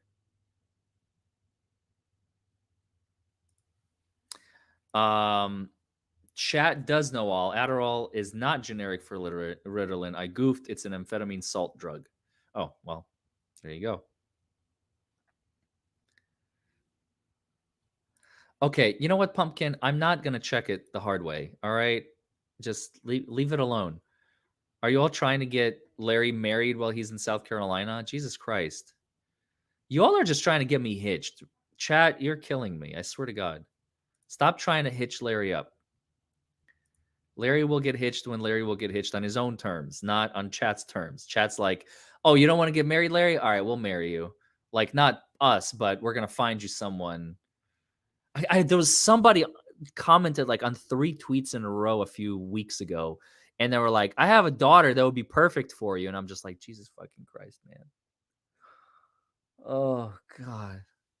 Kill me now.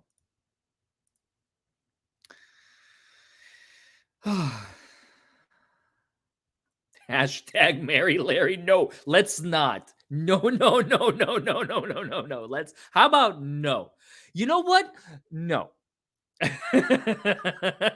Yeah, exactly. 808 feed. Just laughing emoji. Nope. Nope. Nope. Nope.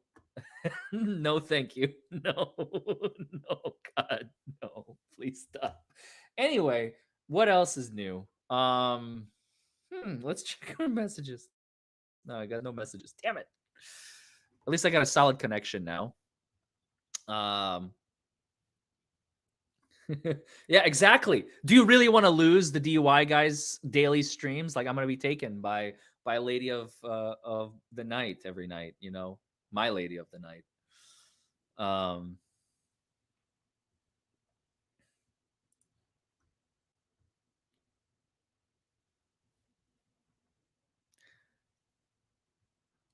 3 more years. Damn. God. I like how you all are so concerned about my personal life. This is crazy. What are we here to? I thought we were talking trial. How the hell did this happen? 30 milligrams. Exactly. A Gluck. Yes. 30 milligrams. All right. Court's back.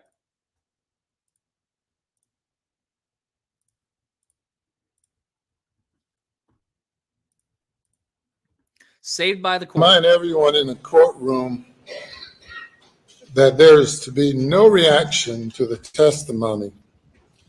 No jeers, cheers, no reaction at all. Thank by God I'm not anyone in there. the courtroom. You bring the jury.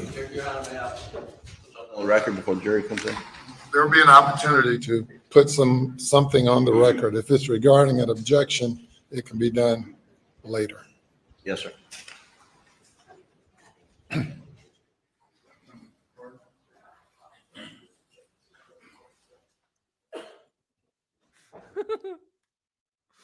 Be smart, stay single. That's what I'm trying to do, Joanne. Chat is messing it up. Don't I miss Legal Bites? Well, Legal Bites has just been replaced by Judge Newman, so.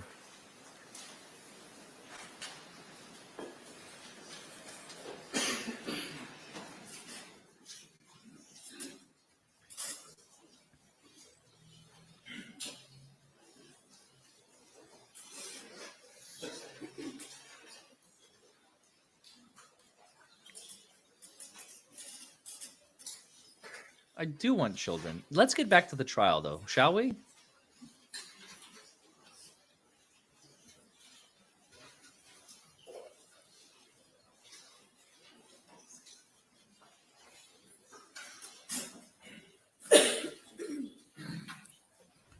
I like this hashtag better. Hashtag don't lose our Larry.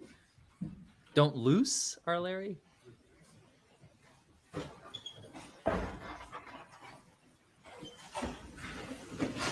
I know what you're trying to say. The jury is present, sir. Thank you. You may proceed. Fireworks. Let's go.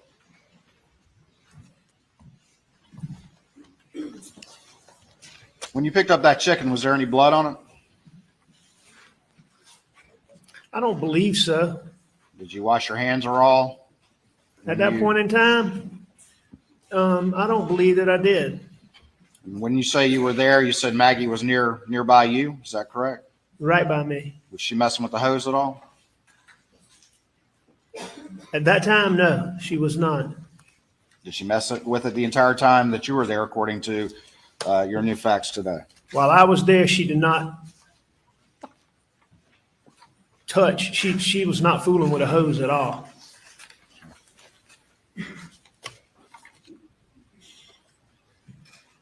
All right. I'm gonna move this thing along.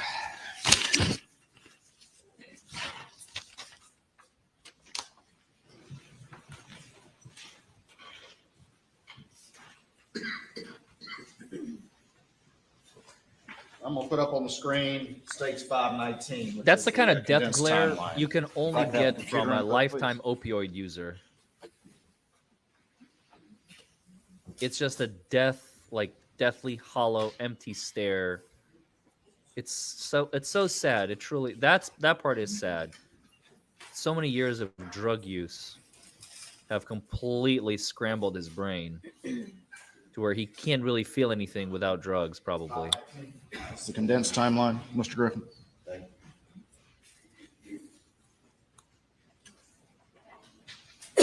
Coming out all right. You see that up there, Mr. Murdaugh?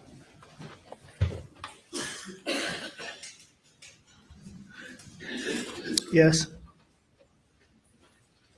All right, I'm on page 5. You see that cell tower map there? That's up on my screen. Yeah. I do see that. Would you agree with me that it reflects no cell tower activity on your phone from 6:52 to 9:04? I do agree with that. Let me ask you this, Mr. Murdaugh. Did you take your phone with you down to the kennels, according to the new facts that you're testified to yesterday and today? I must not have. You must not have. If this is accurate, no, sir. Is that typical for you? Sure it is. Absolutely.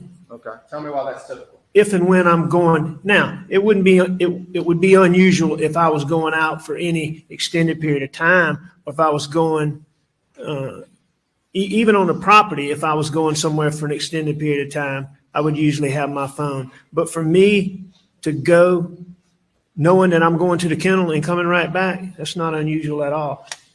I mean, you've heard the testimony about the service out there. The service is terrible.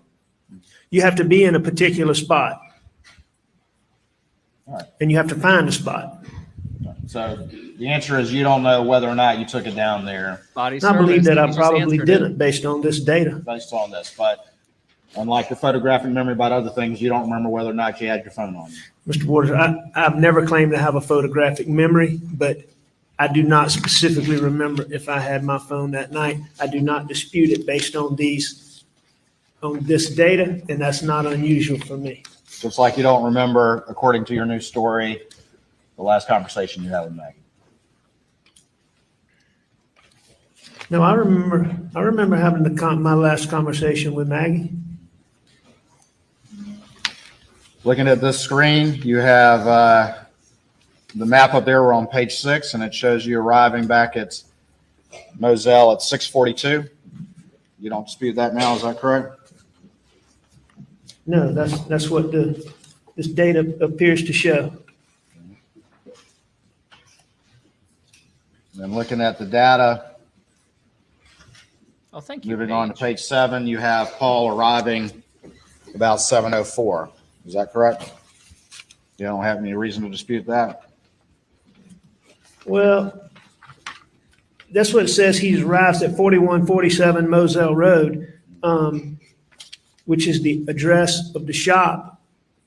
The house is 4157. I believe that Paul actually got there a little bit before that, but I think that's approximately accurate.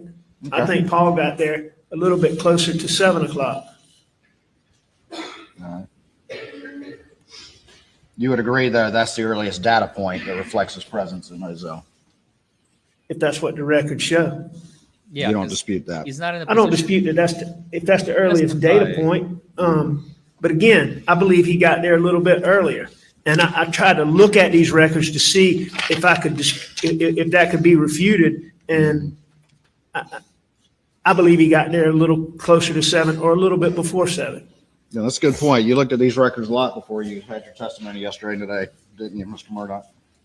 I've looked at these records other than the OnStar records that just came when they were provided to me. Sure, I've looked at them. Right here, we have some steps on your phone, 29 steps. And then down at the bottom, we have 89 steps. Is that consistent when you and Paul were together on the property?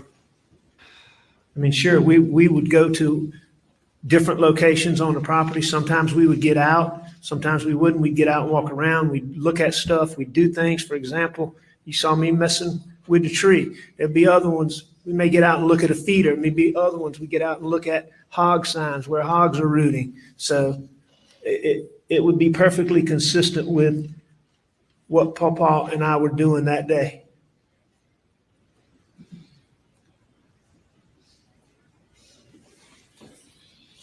And 8:05 to 8:09, would you agree that that's the last steps recorded on your phone before 9:02 when you become a very busy bee? If that's what these records show, I see I took steps, these records show I took steps between 8:05 and 8:09. So would you concede then that you're at the house around 8:09? I would have thought so, yes. Okay. And you said Paul was already back at that point? No, I said just the opposite. When did he get there? All right. You talking about when I left the shop and went to the house when Maggie was there? Yes, before you ate dinner. No, as I said earlier, Paul and I were at the shop. Maggie got home. I left Paul at the shop and I went to the house. I think you were saying that I said I met Paul at the house, and that's incorrect. Paul was still down at the shop when you were at the house, correct? When I first went to the house, Paul was still at the shop, I believe. All right. And was Maggie there when you arrived at the house? Yes, I believe she was. All right. And 809 is the last steps that you have on this phone before 902, correct? That's what the data shows.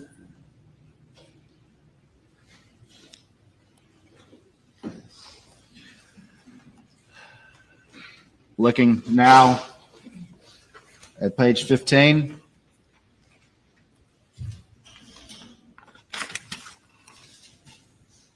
I'm sorry, page 14. Your steps that you say when you got to the house is 809 and Paul was still down at the shop. But don't these records reflect that Paul is pinging with GPS data at the house at 808? This record appears to show Paul at the house at 8:08. All right. So those records don't fit with your new story that you testified yesterday and today. Is that correct? No, I don't believe even right now, Mr. Waters, that that's right. I'm not saying, what you're doing is you're taking 809 and saying that I'm at the house. And I mean, that may or may not be right. But what I'm saying is that when Maggie came through, I left, and I believe that Paul stayed at the shop. Now, did Paul come right behind me? I'm not sure, but when I left him, I believe that when I left to go to the house, I believe that Paul stayed at the shop for a minute. When you got to the house, did you put your phone down? I'm sure I did. Did you put it in the car, in the Suburban? Did I put it in the Suburban? When you got back to the house, did you put it in the Suburban? Was the Suburban parked out front? The Suburban would have been parked wherever I parked it. Which is where? I believe on the side. Okay. And did you put your phone in the Suburban? At that time, No, I did not. Where'd you put it? I'm not sure where I put it. You're not sure about that either, huh?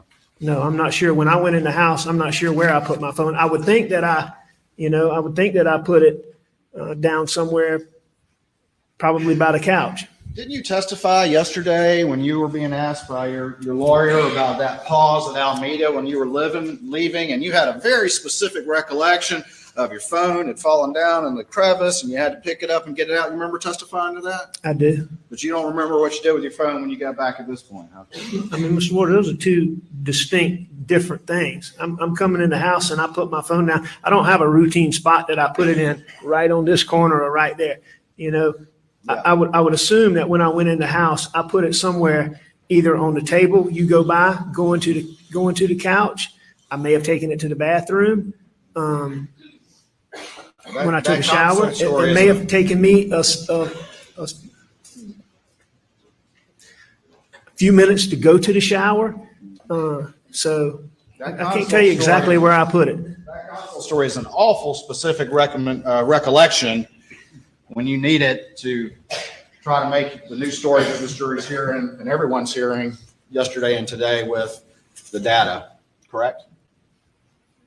But you're awful fuzzy on far more Can important you things. DM me, Paige, if you don't mind? Which question? Here, I'll answer the first one first. No, I don't believe that's convenient. The DUI guy I plus. disagree with your DM me. I want to ask you. categorization of the description. All right. But you remember the console story, but you don't remember where you put your phone, whether or not you took it down to the kennels, whether it was in you put it in the Suburban. Don't remember any of that. But dadgummit, you remember that console story, correct? Well, I don't remember the console story, but, you know, in that Suburban, and it's not the first time that it happened, but when that phone got down there, you had to go to great efforts to get it out, and you couldn't just reach over there and get it out.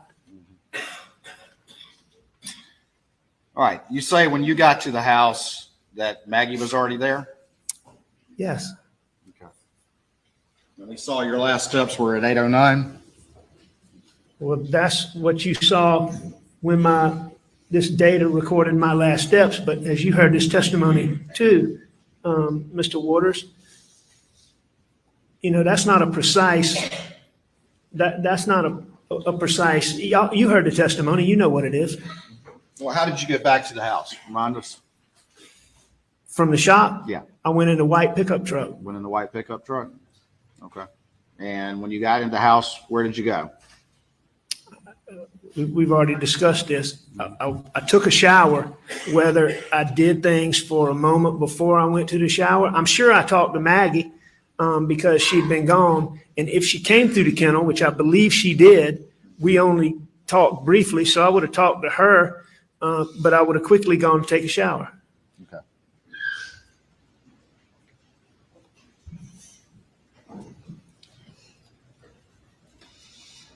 Going over to page 16. You would agree with me that the data reflects Maggie start logging steps and her phone disconnecting from the Mercedes around 8:17, correct? I agree. At 8:17, her phone ends connection to her Mercedes. And starts logging steps. I don't see that, but I don't dispute it. Well, you see the purple line talking about it disconnecting from the Mercedes. I and do then if you see, go I down see, to- I see where you're talking about. So yeah, I Yeah. see it. 8:17, her phone starts logging steps. I agree with that. Okay.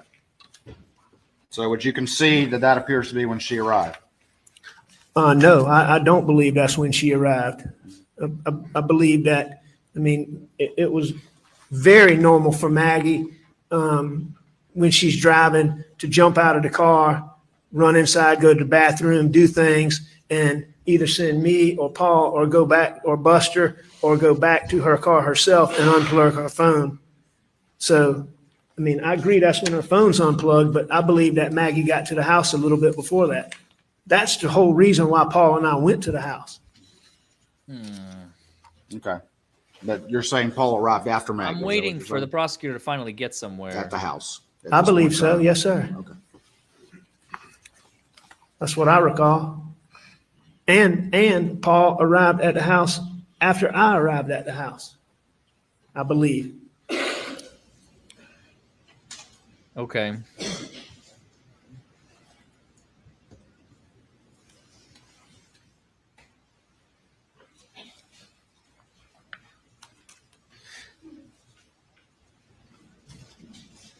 And if Paul got to No. the house 2 days in a row, no luck. around about that same time, he wasn't inside with Maggie and I when I went to 8:08? get to the shower. So you say if Paul got, he wasn't inside with Maggie and you? Is that what you said? Mr. Murdaugh, is that what you said? Sir, You said if Paul got the house prior to that, he wasn't inside with you and Maggie? Is that what you said? I'm saying he was not inside when I went to get in the shower. Okay. But again, looking back at this data point, 8:08, we see a little blue dot right there in the middle of the house, don't we? Yeah, that's what these records show. Okay.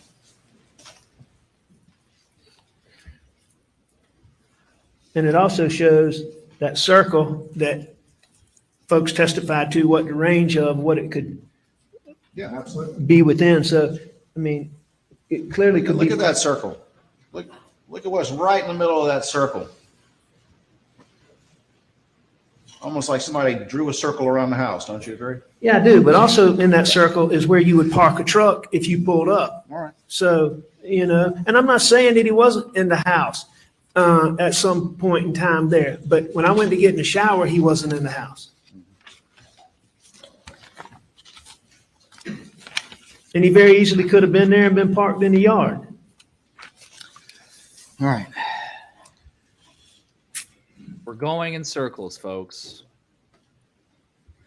Complete and bloody. Do you agree at the bottom of Utter page circle. 16 that about 8:30, Maggie starts tracking steps again on her phone? I thought the prosecutor has Yes, sir. That's what the data shows. anything. He would have gotten there by now.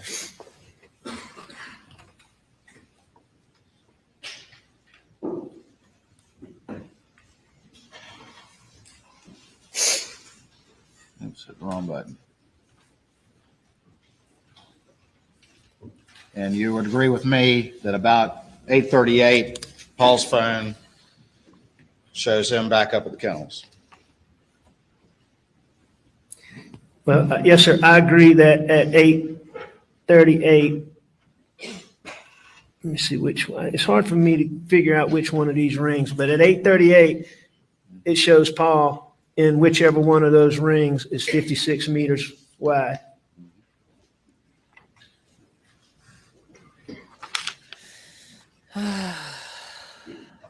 And I have no reason to believe he wasn't at the kennel. And then 8:44:55. Is the jury hungry or are you hungry, Dina? Yes, sir, that's correct. You trying You would to agree with me that it lasts about 50 seconds, correct? extrapolate what you're feeling onto the jury? Yes, sir, I agree with that. And you would agree with me, moving on to page 19, that both Maggie and Paul's phones locked for the final time around 8:49. That's Confess, what the Big data Red. shows. Wait, who am I talking to? Murdaugh or Dina? I'm just kidding. After that, you agree that Maggie's phone around 8:53 shows some steps being taken? That's what the data shows, yes, sir. Data doesn't show who's carrying it, but that's what it shows. Is that correct? That is correct.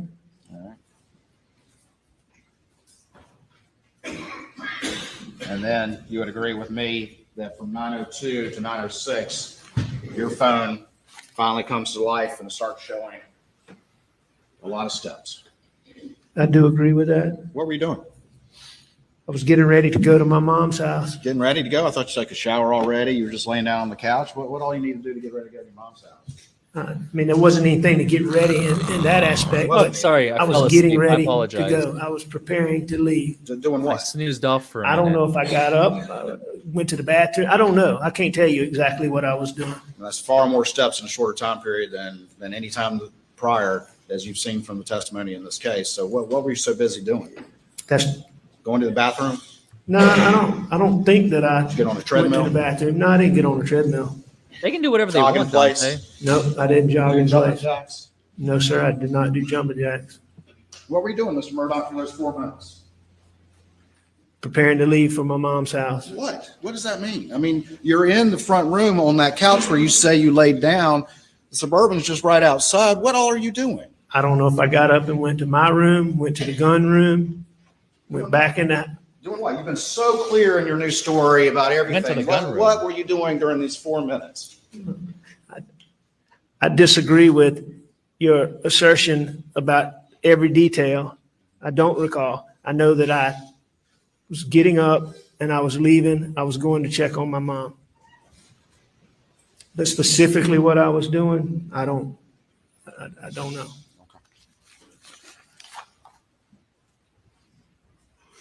I know what I wasn't doing, Mr. Waters, and what I wasn't doing is doing anything, as I believe you've implied, that I was cleaning off or washing off guns, putting guns in a raincoat, and I can promise you that I wasn't doing any of that. Okay.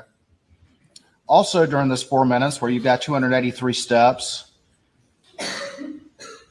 not only are you moving around a lot, but you're making a ton of phone calls. Because that in that same time period, you see this red line right here, where over that 4 minute period, all those steps were taken. That's also when you're calling, making all these phone calls, isn't it, Mr. Murdaugh?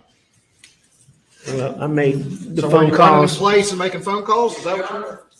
Be allowed to answer before Mr. Waters steps on him again with another question. I agree. Thank you. Please. Badgering the witness. Thank you. Objection, badgering the witness.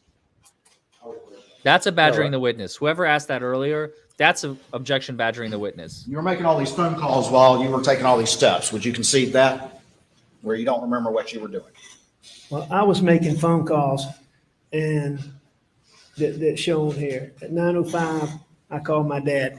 You know, I don't know that I was taking steps like you're saying I'm taking steps. I heard the same testimony you heard, Mr. Waters, and, you know, steps can be recorded any number of ways.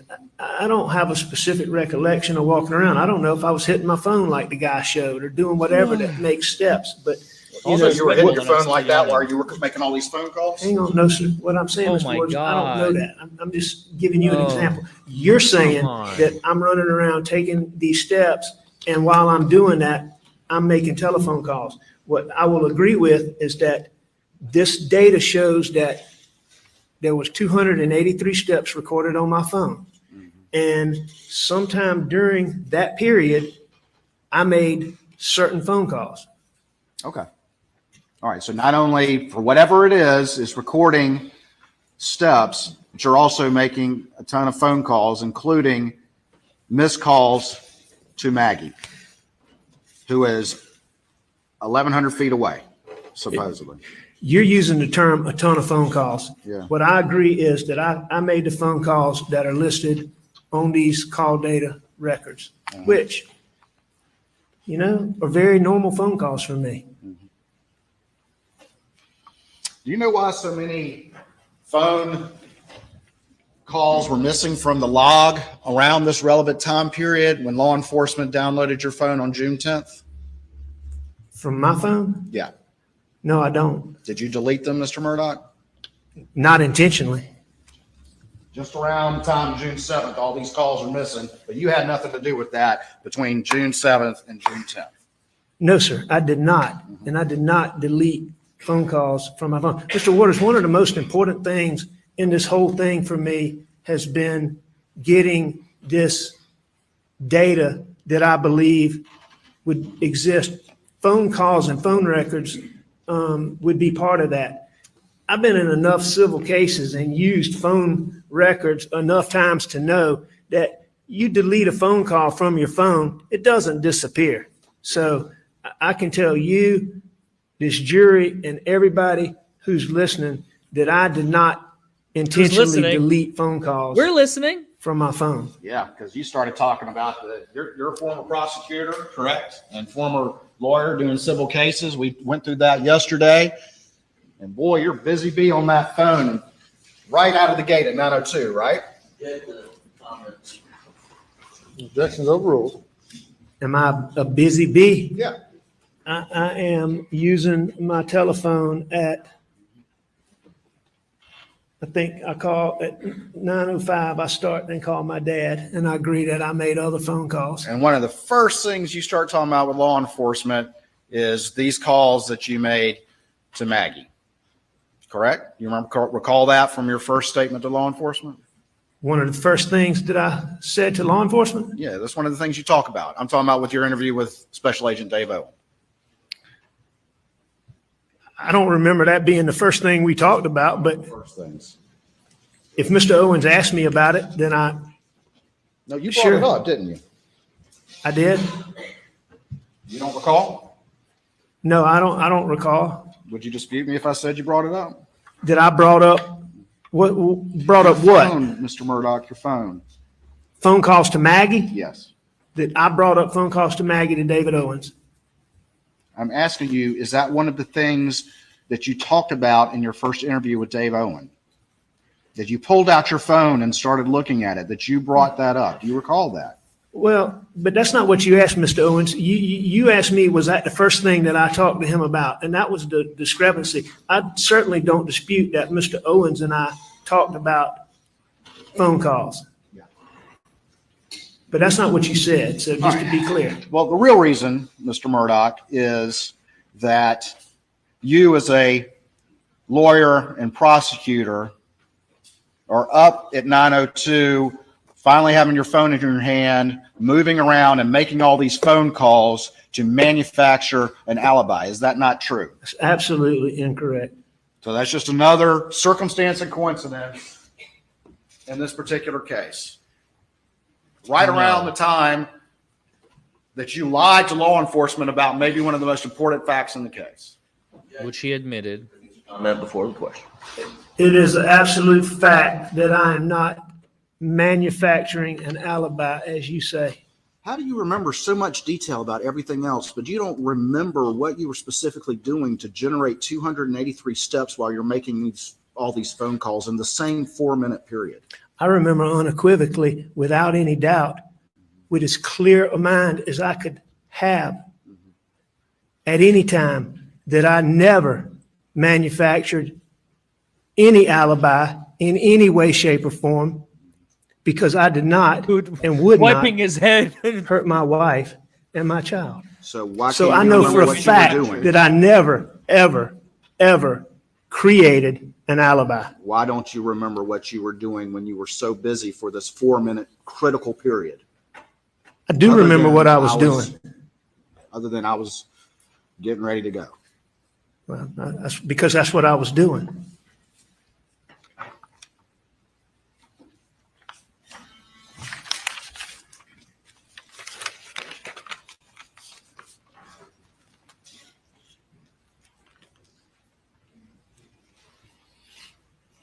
Okay. Well, let's keep going. Alex looks very relieved. made those Let's calls. keep going. To Maggie in that 4-minute period. You had just seen them a few minutes ago when you say you went down there and came right back. Why didn't you just take that quick little left 1,100 yards away and stop by? See why they didn't answer the call. You're obviously wanting to get in touch with them. Why didn't you go down to the kennels that were so close by? Janet. There was no reason to. I mean, Making multiple missed calls to Maggie, and she's so close. And there's a driveway right there. Why do you not just go down there and say, hey, guys, I'm heading over there? it wasn't important to do that. Me making those phone calls is simply me letting, I believe I called Maggie and I called Paul, but that's simply me just letting them know that I'm leaving for a minute. I'll be back.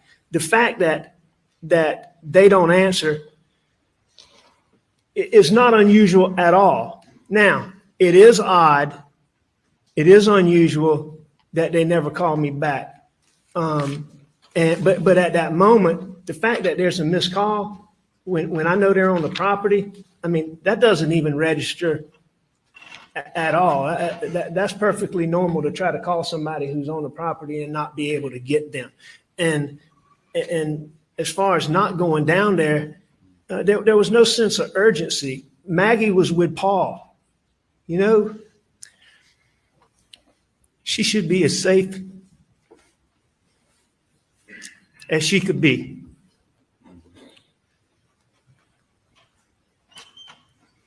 Yeah, she should.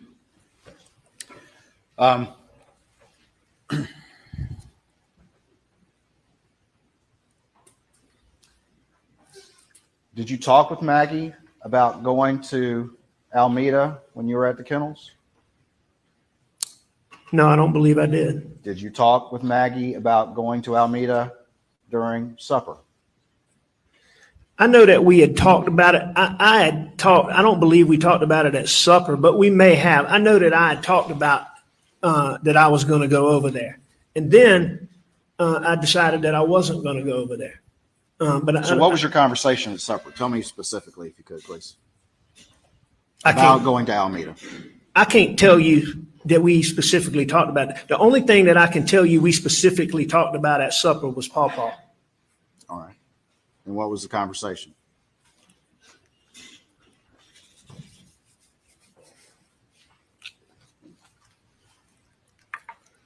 Maggie was just concerned.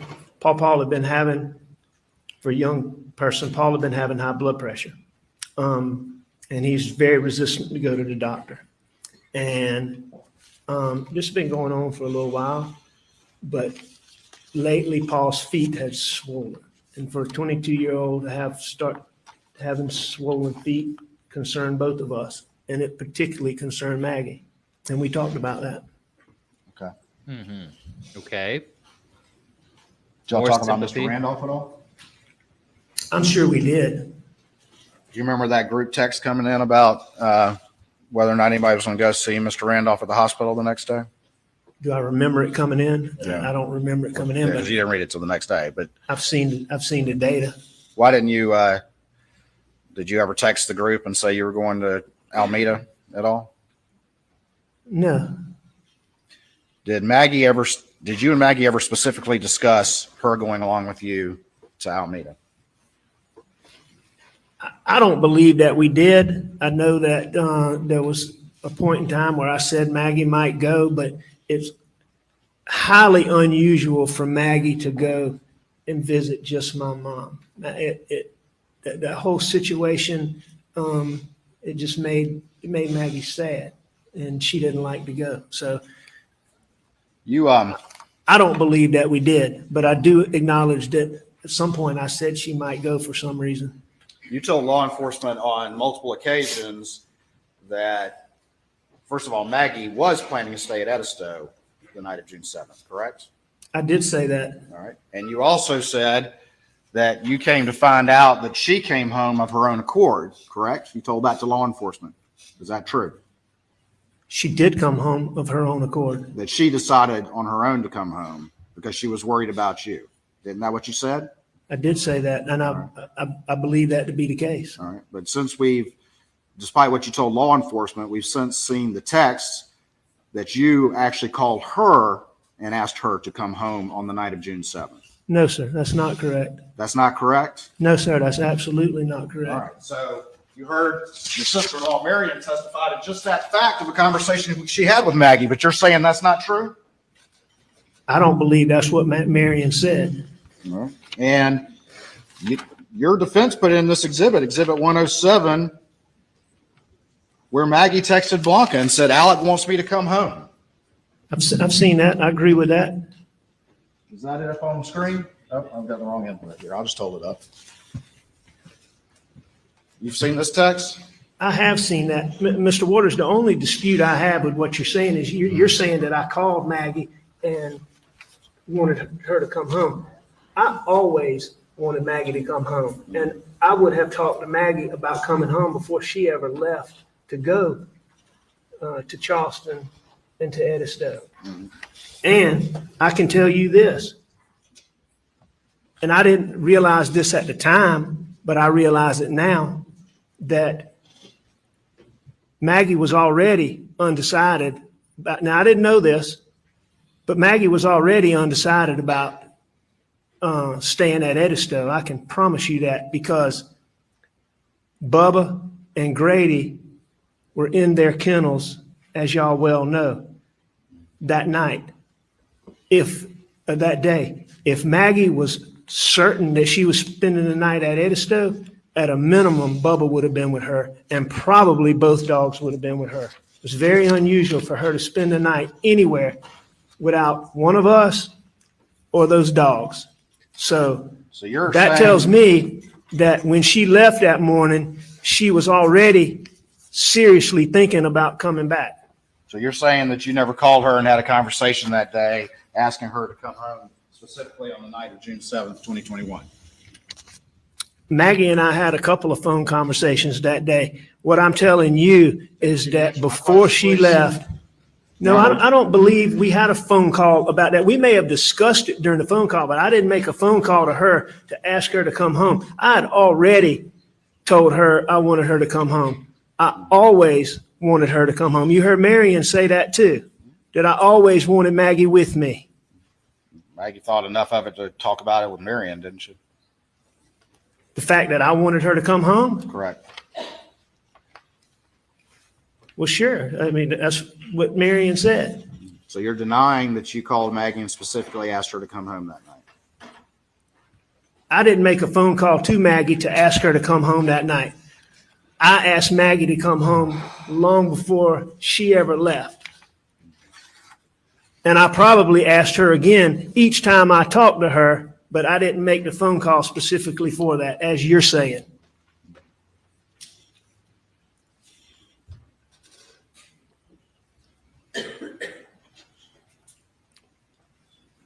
And to be clear, I'm certain that if Maggie was certain that she was spending the night, I am dying. Bubba would have been with her, and probably Grady. I am dying.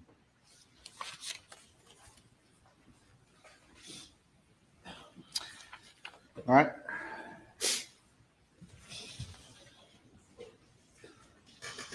Why did you tell law enforcement? At this though, that rate, you they may found even out after acquit. the fact that Maggie God's wanted to sake. come home because she was concerned about you. Why'd you phrase it that way if what you're saying to the jury now was Oh. accurate? Why would you phrase it that way? Because I believe that to be the He case. literally just That you went found out from a- afterwards, but now you're saying you knew. He's No, going from I'm a saying hung I jury found to out an afterwards acquittal. why she The came home, Mr. prosecutor is Waters. helping acquit him. And she came home because she was worried about me. So I'm going to be clear about that. I did not learn that until I think the day after she got killed. But you're saying that you found out that after the fact, but you're telling this jury that you knew the things that you just said about her wanting to come home.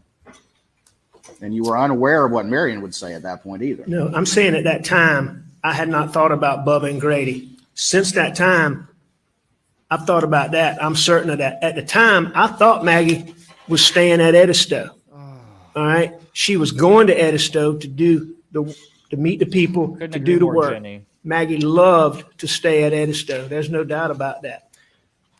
It would not be unusual at all for her to stay at Edisto. But just like every other time, I had already asked her, please come back, come back. Always wanted her to stay with me. Always. But I did not learn about, and Maggie even texted me, I'll see you in a few hours. But I did not know why she decided to come back until later, is what I'm saying.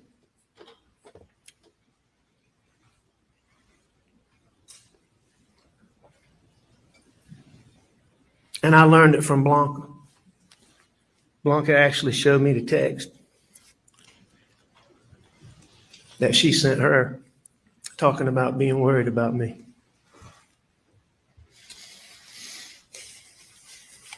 You would agree with me that you sent a text to Maggie at 9:08:58 while in motion in the Suburban, as reflected by the data? I do.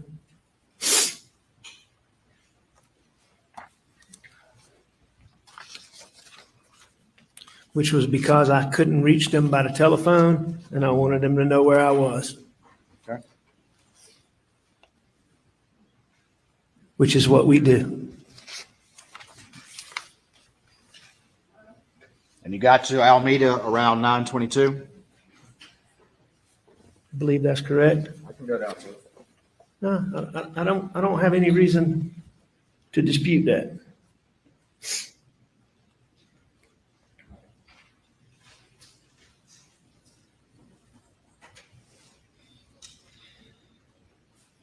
Wow, the prosecution just secured a hung jury. Made some more phone calls. If not an acquittal, definitely a hung jury. I did make more phone calls along the way while I was riding. Called Chris Wilson. I did call Chris Wilson.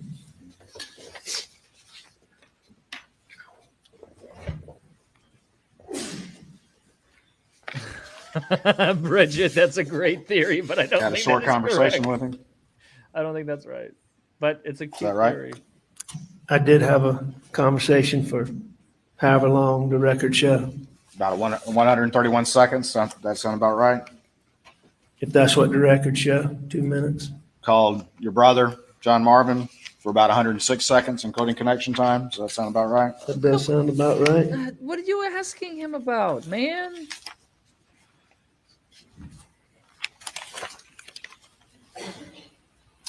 Arrived at 9:22. Does that sound about right? It does.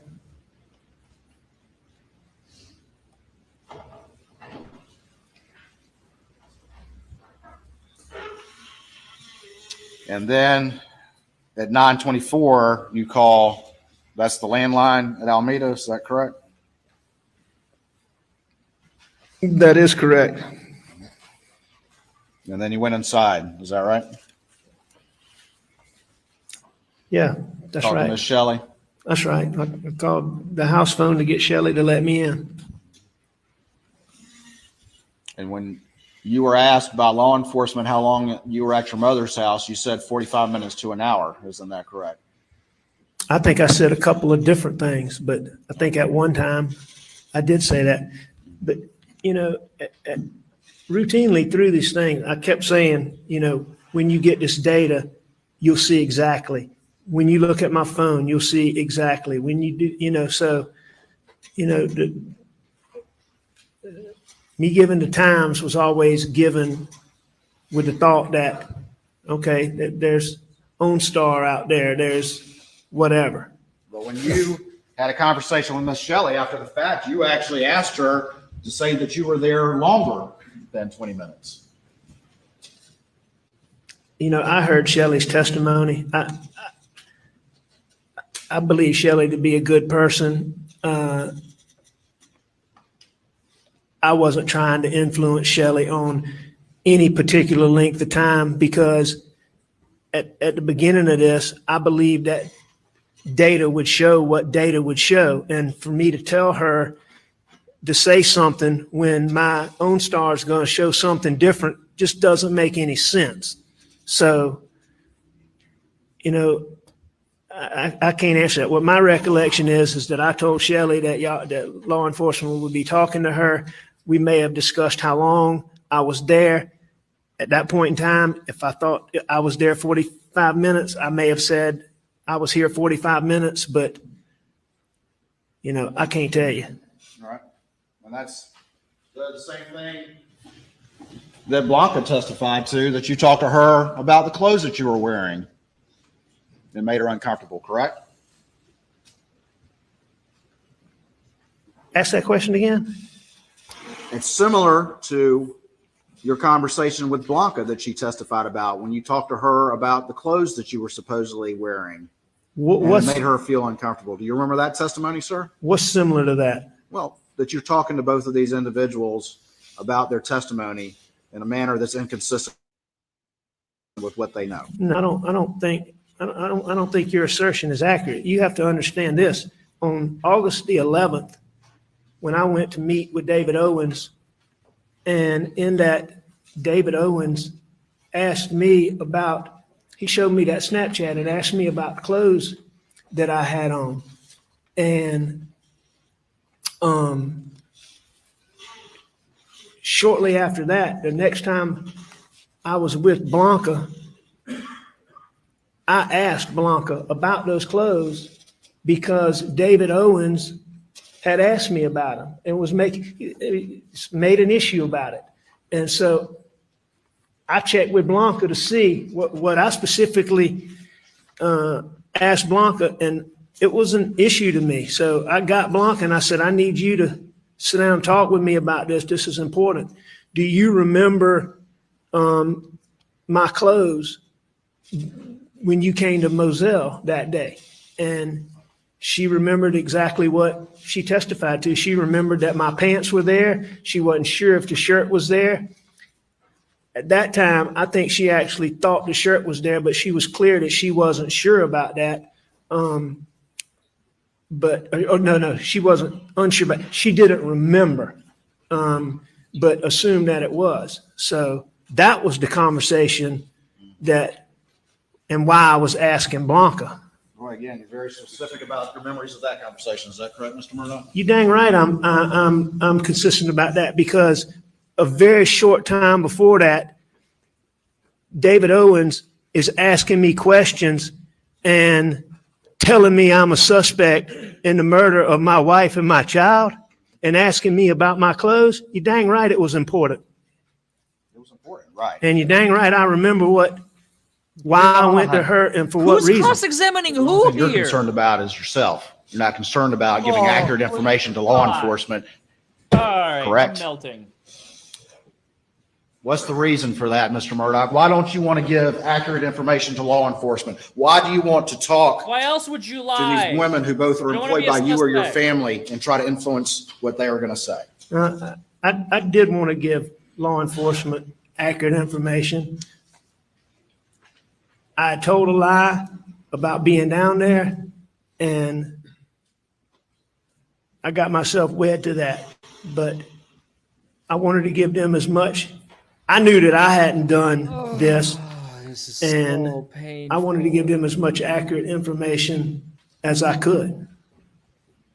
But the reason I went to Blanca is specifically because David Owens talking to me on August the 11th.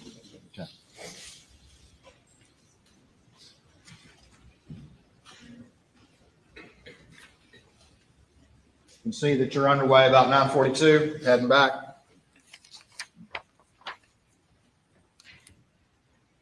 I do. 9:42 to 9:43. I do. Aliens. Alien Nixon.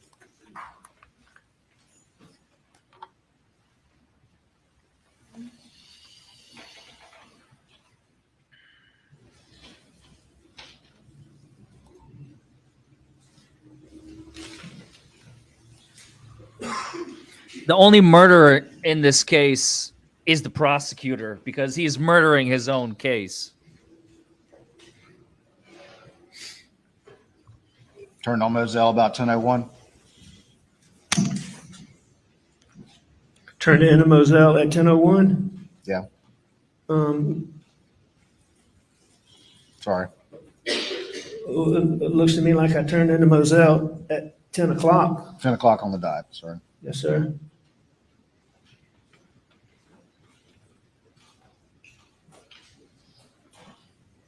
At the house at 10:05.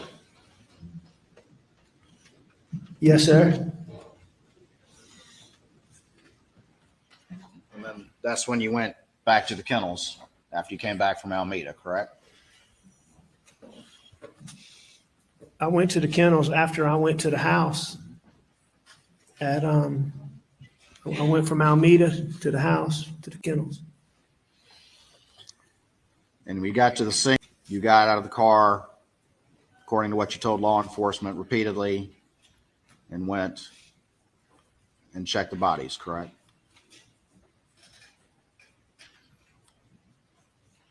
Objection Before you has been called answered. 911. Is that correct? No, sir, that's not correct. You're saying you didn't say that to law enforcement? I don't know what I said to law enforcement, Mr. Waters, but I can tell you this. When I pulled up and I saw Mags and Paw Paw, I jumped out of that car. Why is he You going know that I back went there? back to my car and I called 911 as quickly as I could. That point in time, when I got on the phone, then is when I went to them and did the things that I did. So But you were what very- you're saying is not accurate. You're saying that you didn't say very specifically to law enforcement that you went to them prior to calling 911. When? After you got out of the car, you told law enforcement repeatedly that you went over and checked the bodies before you called 911. No, I don't. If I did say that, I don't believe that's accurate. Did I check Maggie and Paul before I called 911? Correct. No, sir. That's not accurate. At least that's not what I remember. That's not what you remember saying, or that's not what you say now happened? No, that's not what I believe happened. Okay. But you don't deny that's what you said. Did I check Maggie and Paul before I called 911? Correct. I don't believe that's what I said.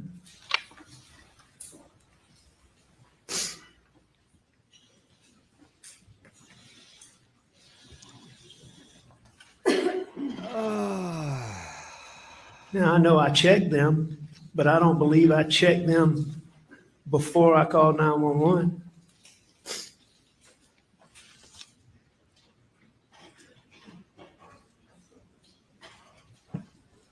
Because I can pretty well remember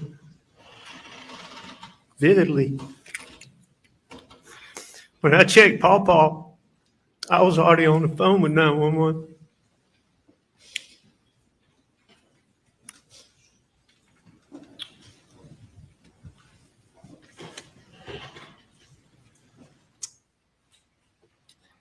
Looking at this data,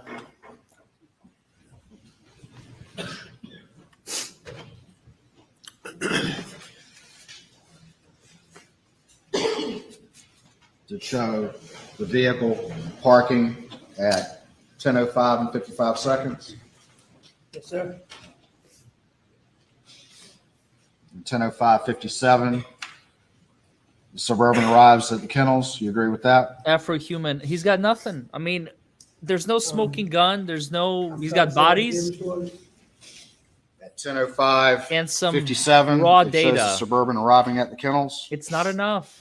It's not enough for a not guilty, for a guilty beyond a reasonable doubt and 12 Okay. unanimous votes for the same. Okay. That's what he needs to win. The 911 call He doesn't have was it. at 10:06:14. He just doesn't have Okay. it. Just about 20 seconds later. Doesn't matter if he You agree lied. with That's that? he can be a liar, a cheat, a fraud, a thief. I think that It sounds doesn't make him right. a Yes, sir. murderer. I mean, that makes sense.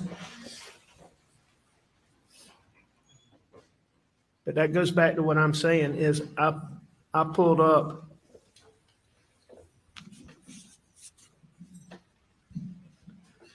I saw He's trying to get I back saw into them. the meat of the case, but it's too late. and I know I jumped out of my car. He's already gone through. Are you trying to look for inconsistencies?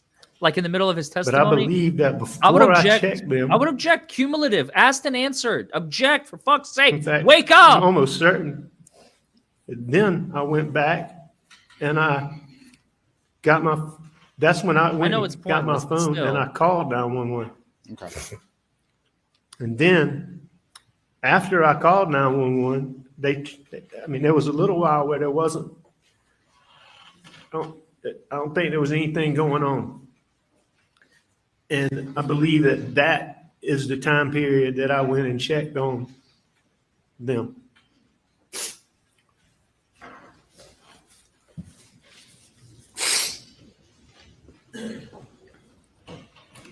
I don't want to belabor this point, but then what you're saying here today, now that we have this data, that's not exactly how you expressed it to law enforcement. Obviously, he already said he No, sir, I lied. disagree with that.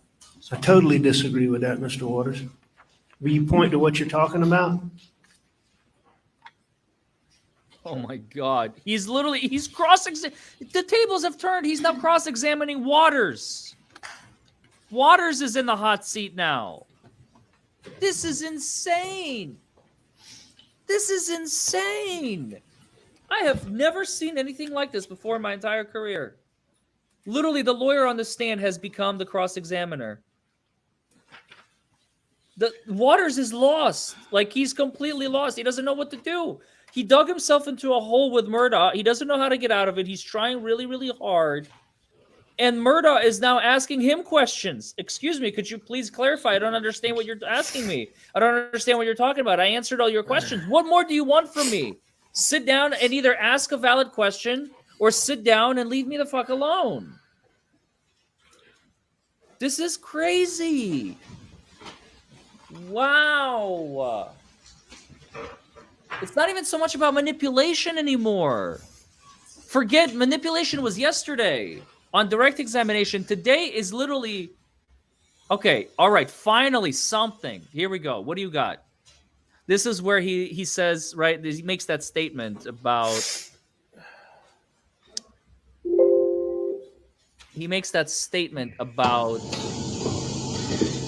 like, I feel bad. All right, sir. I did them bad. I did them wrong or I whatever. left the house without a warrant. Look at how heavy he is in the video.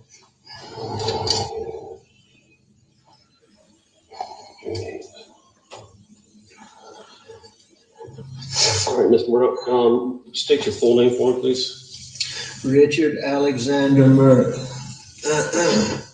It said Merman on the And spell your last name so that on the Murdaugh.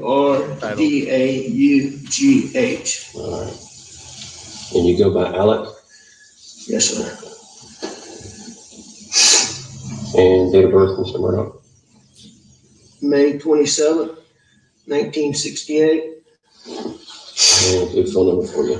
803-942-1227. All right, sir. And sir, what was your name? Yeah, Danny Henderson. Okay.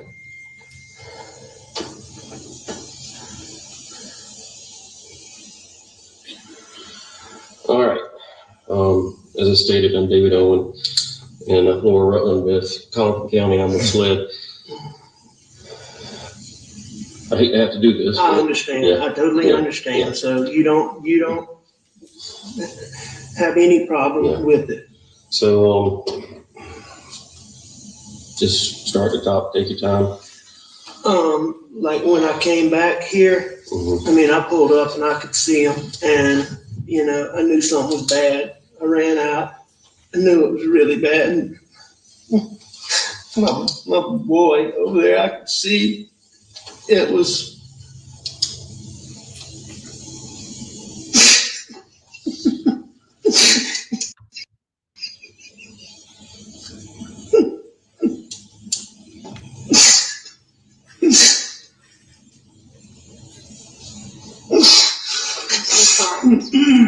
And I could see his brain.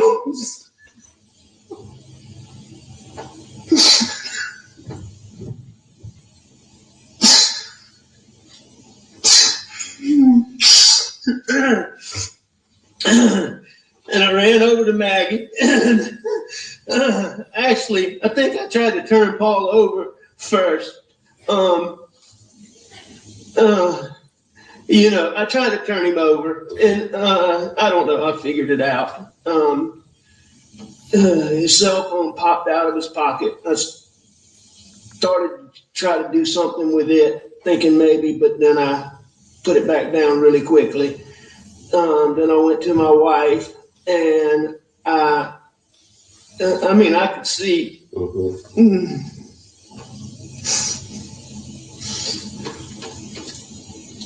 Did you touch Maggie at all? I did. I touched them both. Okay. I tried to I tried to do it as limited as possible, but I tried to take their pulse on both of them. Mhm. And, you know, I called 911 pretty much right away. And she was very good.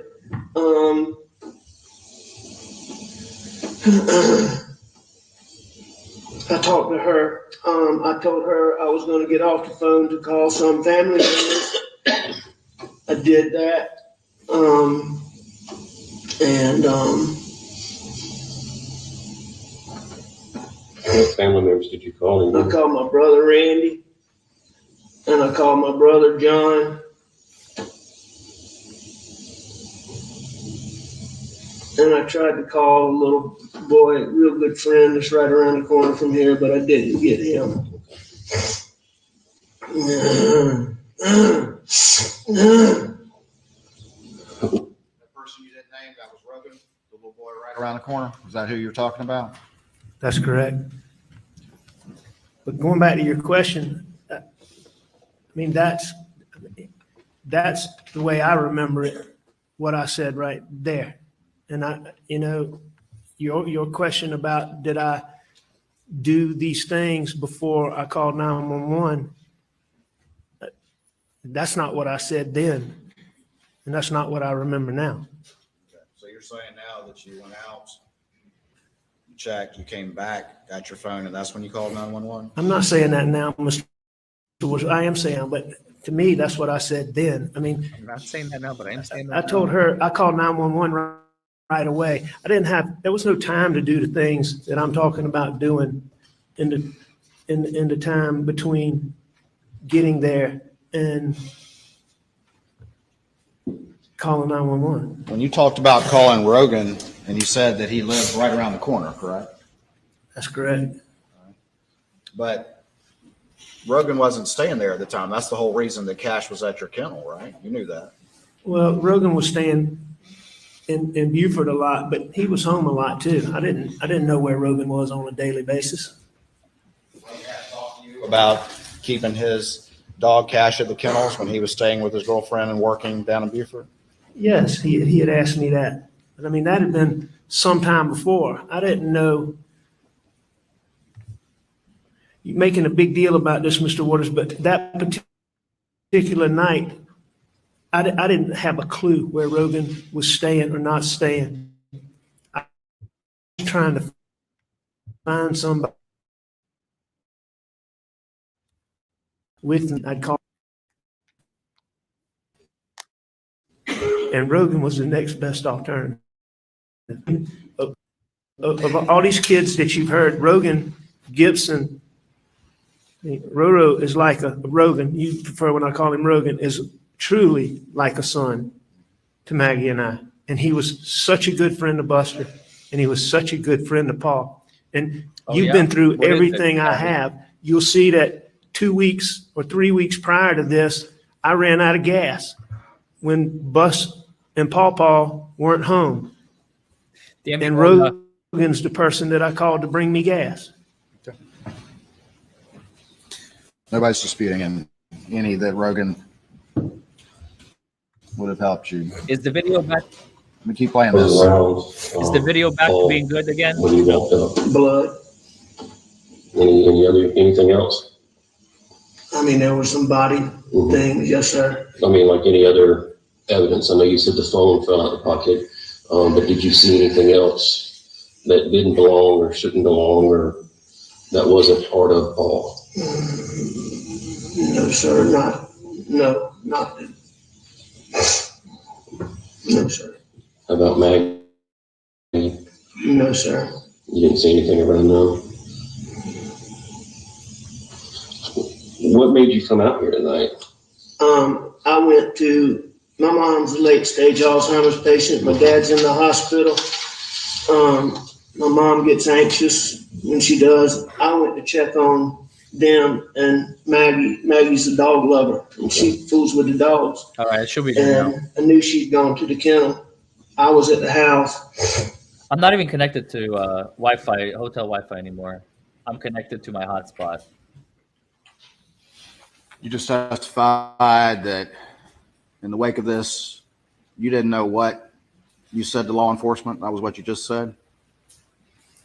No, I mean, I know a lot of what I said to law enforcement, but there's a lot of things in looking back at this video, for one, not one.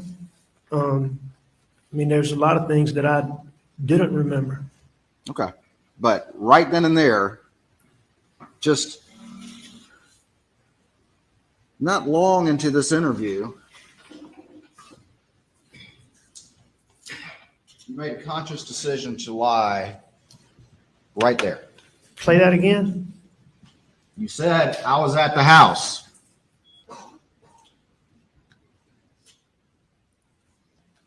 And I knew she'd gone to the kennel.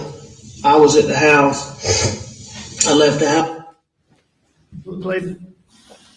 You want me to back it up some more? Well, Yeah, we can keep listening to it. Anything around them? What made you come out here tonight?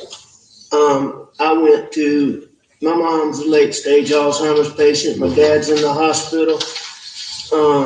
My mom gets anxious when she does. I went to check on them and Maggie. Maggie's a dog lover and she fools with the dogs. And I knew she'd gone to the kennel. I was at the house. You want to hear it again? no, sir, but I don't So you think. made a conscious decision to lie right there, this early into an interview, sitting in the front seat, correct? I don't believe so. You didn't make a conscious decision to lie? I don't believe that. I don't believe that was lying at that point Okay. Tell me why not. because Yeah, we're Maggie had okay. gone to the kennels and I was at the house. Okay. So you think you were that was not a lie at that point? I don't believe so. At what point did you decide to lie? I'm not sure, but it was in that. It was in this interview? I believe that it was. Okay. Was this interview where you're sitting in the front seat, correct? It is. You're not Already in custody, admitted. correct? I'm not in custody. They're giving you water, letting you chew tobacco, treating you politely, correct? They were treating me very politely. So what was it that clicked? So you said in this interview that it clicked that I'm gonna lie about the most important fact that I know? I'm not sure exactly when in it that I lied, decided to lie, but I believe it was during this interview. I believe all those things that I talked about, those things that had gone on, the things that people had said to me about don't talk to anybody without a lawyer. Partners all told me that, or a lot of my partners told me that. My dear friend, Chief Alexander, was one that said that. I overheard, I believe it was Sheriff Hill, I'm not positive. I overheard him tell, I believe Mark Ball or Gray Holmes, don't let him talk to anybody without a lawyer. And what I believe is that based on my distrust of SLED and getting in that interview, and I'm not positive about this, but I believe when he asked me, about my relationship with my wife and my son, I believe that's when I decided to lie. You But I'm also not left positive. out when you had the GSR too, because that's what you testified to yesterday. That certainly contributed. And your dope paranoia too. You said that as well, correct? Well, those things are what triggered the paranoia that started as my addiction evolved. And so you're an experienced lawyer and you've been a prosecutor, and you took the advice of your law partners that you should have a lawyer there, as you read that as, oh, I should lie. No, that's not an accurate. Because that's not what that means, is it, Mr. Murdaugh? Well, that's not an accurate statement, what you just said, Mr. Waters.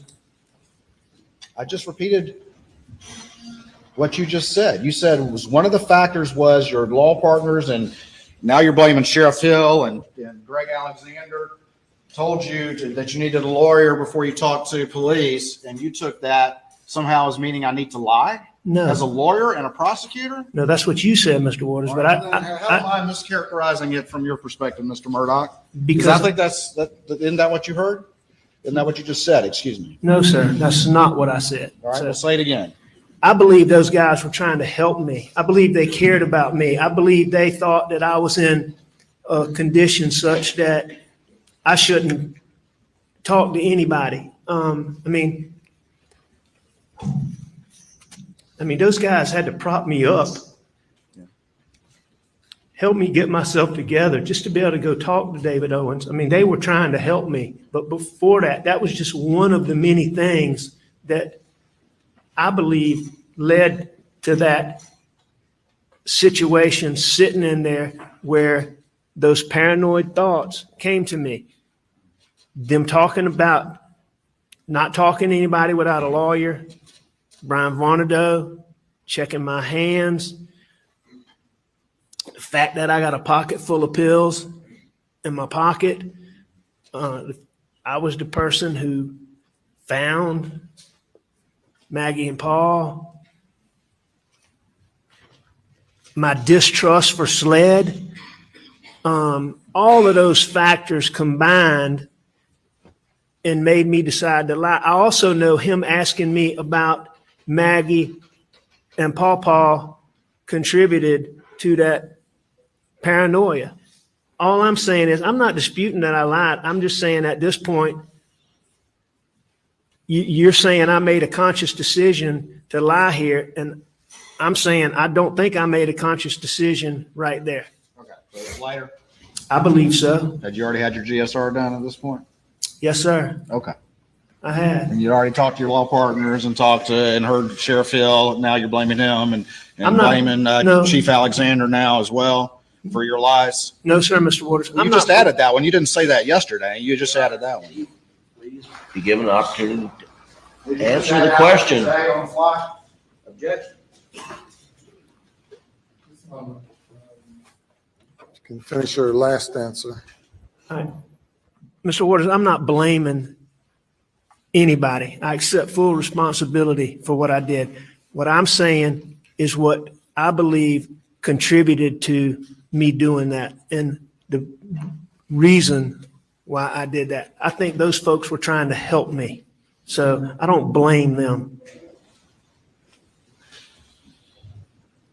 I think they were worried about me. Okay. I don't dispute that, but you're saying you took that advice as I need to lie. Nah, what you're doing is you're isolating one I'm single not thing. isolating anything. I've mentioned all the factors. You've added some new ones, but I mentioned all the factors that you're blaming for No, your sir. decision to lie.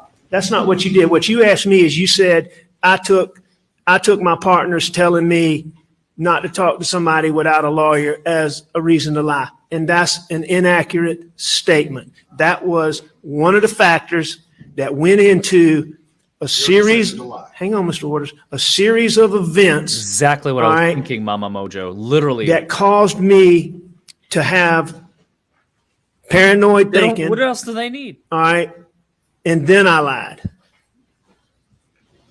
All right. But at some point it happened during this interview that you crossed over. You're saying that you came into this interview intending to be fully disclosing to everything, and something happened in this interview that sent you over the edge, and you said, hey, let me lie about the last time I saw my wife and child alive, supposedly, according to me. I certainly didn't go into that interview, I believe, intending to lie. Mr. Okay. Waters, I wasn't capable at that point in time of planning anything or He's just thinking really through used to lying. anything. So somehow somehow during this interview, second all of a nature sudden for those him. senses came to you to plan and do that. But like, do I believe him now? Still no. But is he coming When I off got as sufficiently credible? thinking in Kinda. that paranoid way Does that normally, Waters have as I enough? said, I mean, I could take a deep breath and make it go away. I never had a situation where it lasted more than a matter of seconds. That night, Enough for conviction? No. after all those things had happened, it didn't go away in a matter of seconds. And I decided to lie. Those are the clothes that you ultimately gave to Dave Owen. Is that right? Those are the clothes I gave to David Owens. It's been 3 At hours. what point did you be able to chuck the pills you say are in your pocket? When did you do that? When I was in my bedroom. When you're in the bedroom? Yes, sir. Where'd you put them? I'm not sure where I put them, but ultimately they would have gone in my suitcase. So that's when you did it? Do you have a specific recollection of that? No, I don't. I just know that I took them out of my pocket. If we watch this whole video, you think you could, if we watch the whole thing, you think you can say, okay, that's the moment where my senses came to me and I decided I was going to tell this major lie? I don't know that it happened like that, but I mean, I may be able to tell you some things that contributed to it. We watched the whole thing. We've heard that.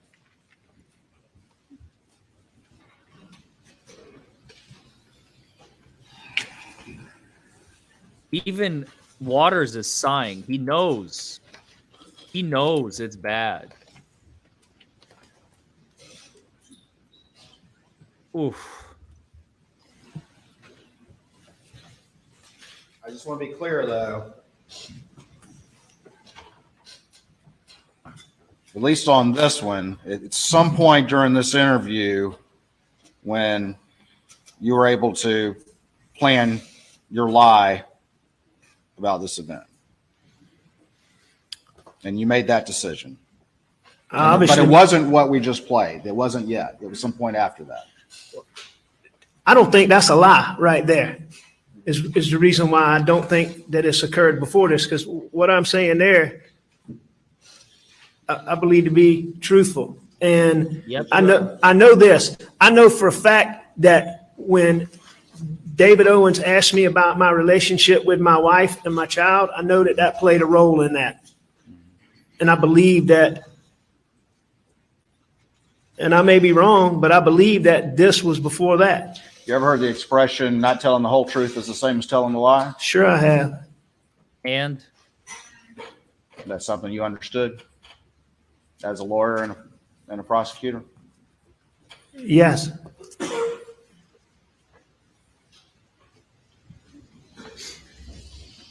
All right.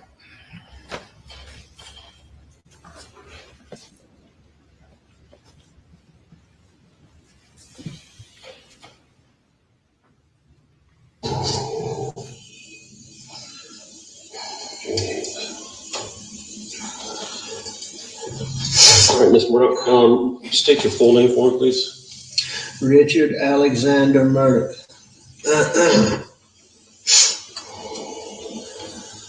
And spell your last name so I get it correct. Murdaugh. All right. And you go by Alec, Yes, sir.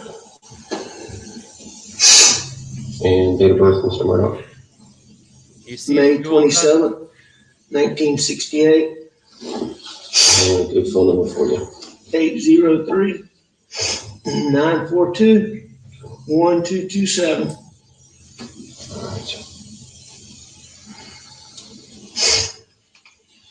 And sir, what was your name? Yeah, Danny Henderson. Okay.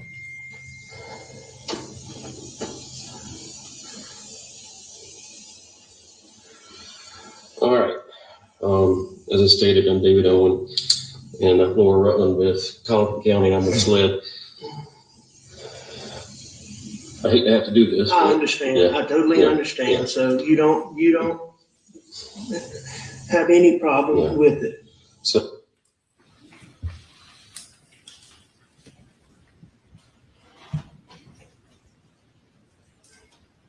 You hadn't decided to lie right there, correct? I don't believe so. You told David Owen that you understood that he had to ask questions and you do what you need to do, correct? That is what I told him.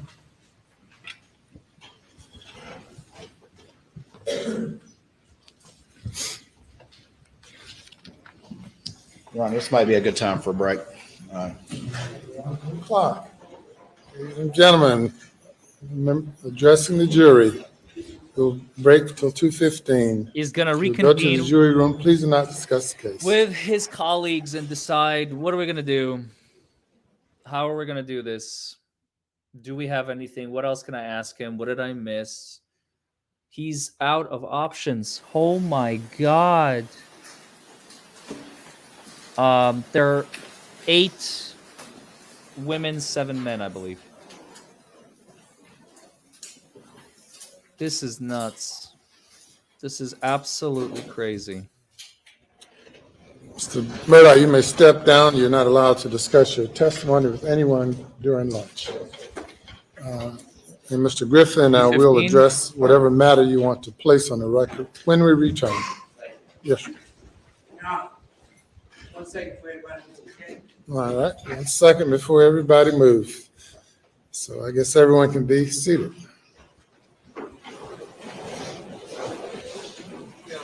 Yes, sir. Sure.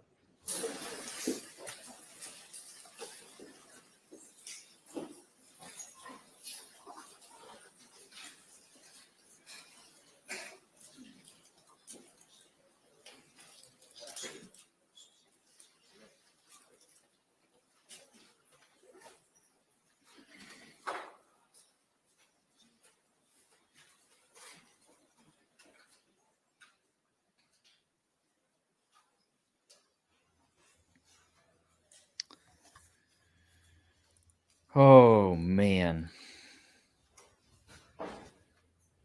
What is going on?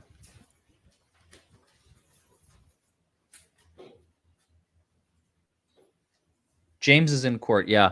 You can actually see him maybe. He should be on the right-hand side there somewhere. I saw him going in when I was in line. He might be off camera, though. Oh, something's happening. Bailiff whispering to the judge. Oh, this is not good. Oh, this is not good. Think of all the time and money saved living in the DA. Yeah, wow. Indeed. I agree, Corey.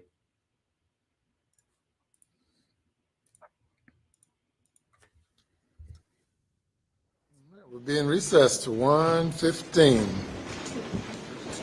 All right. Okay, nothing that important. Otherwise, 2:15. No, I'm Okay. exhausted. All right. All right.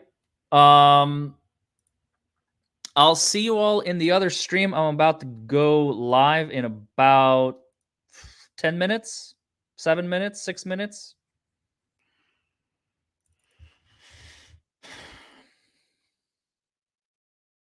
I'll see you all in the next stream.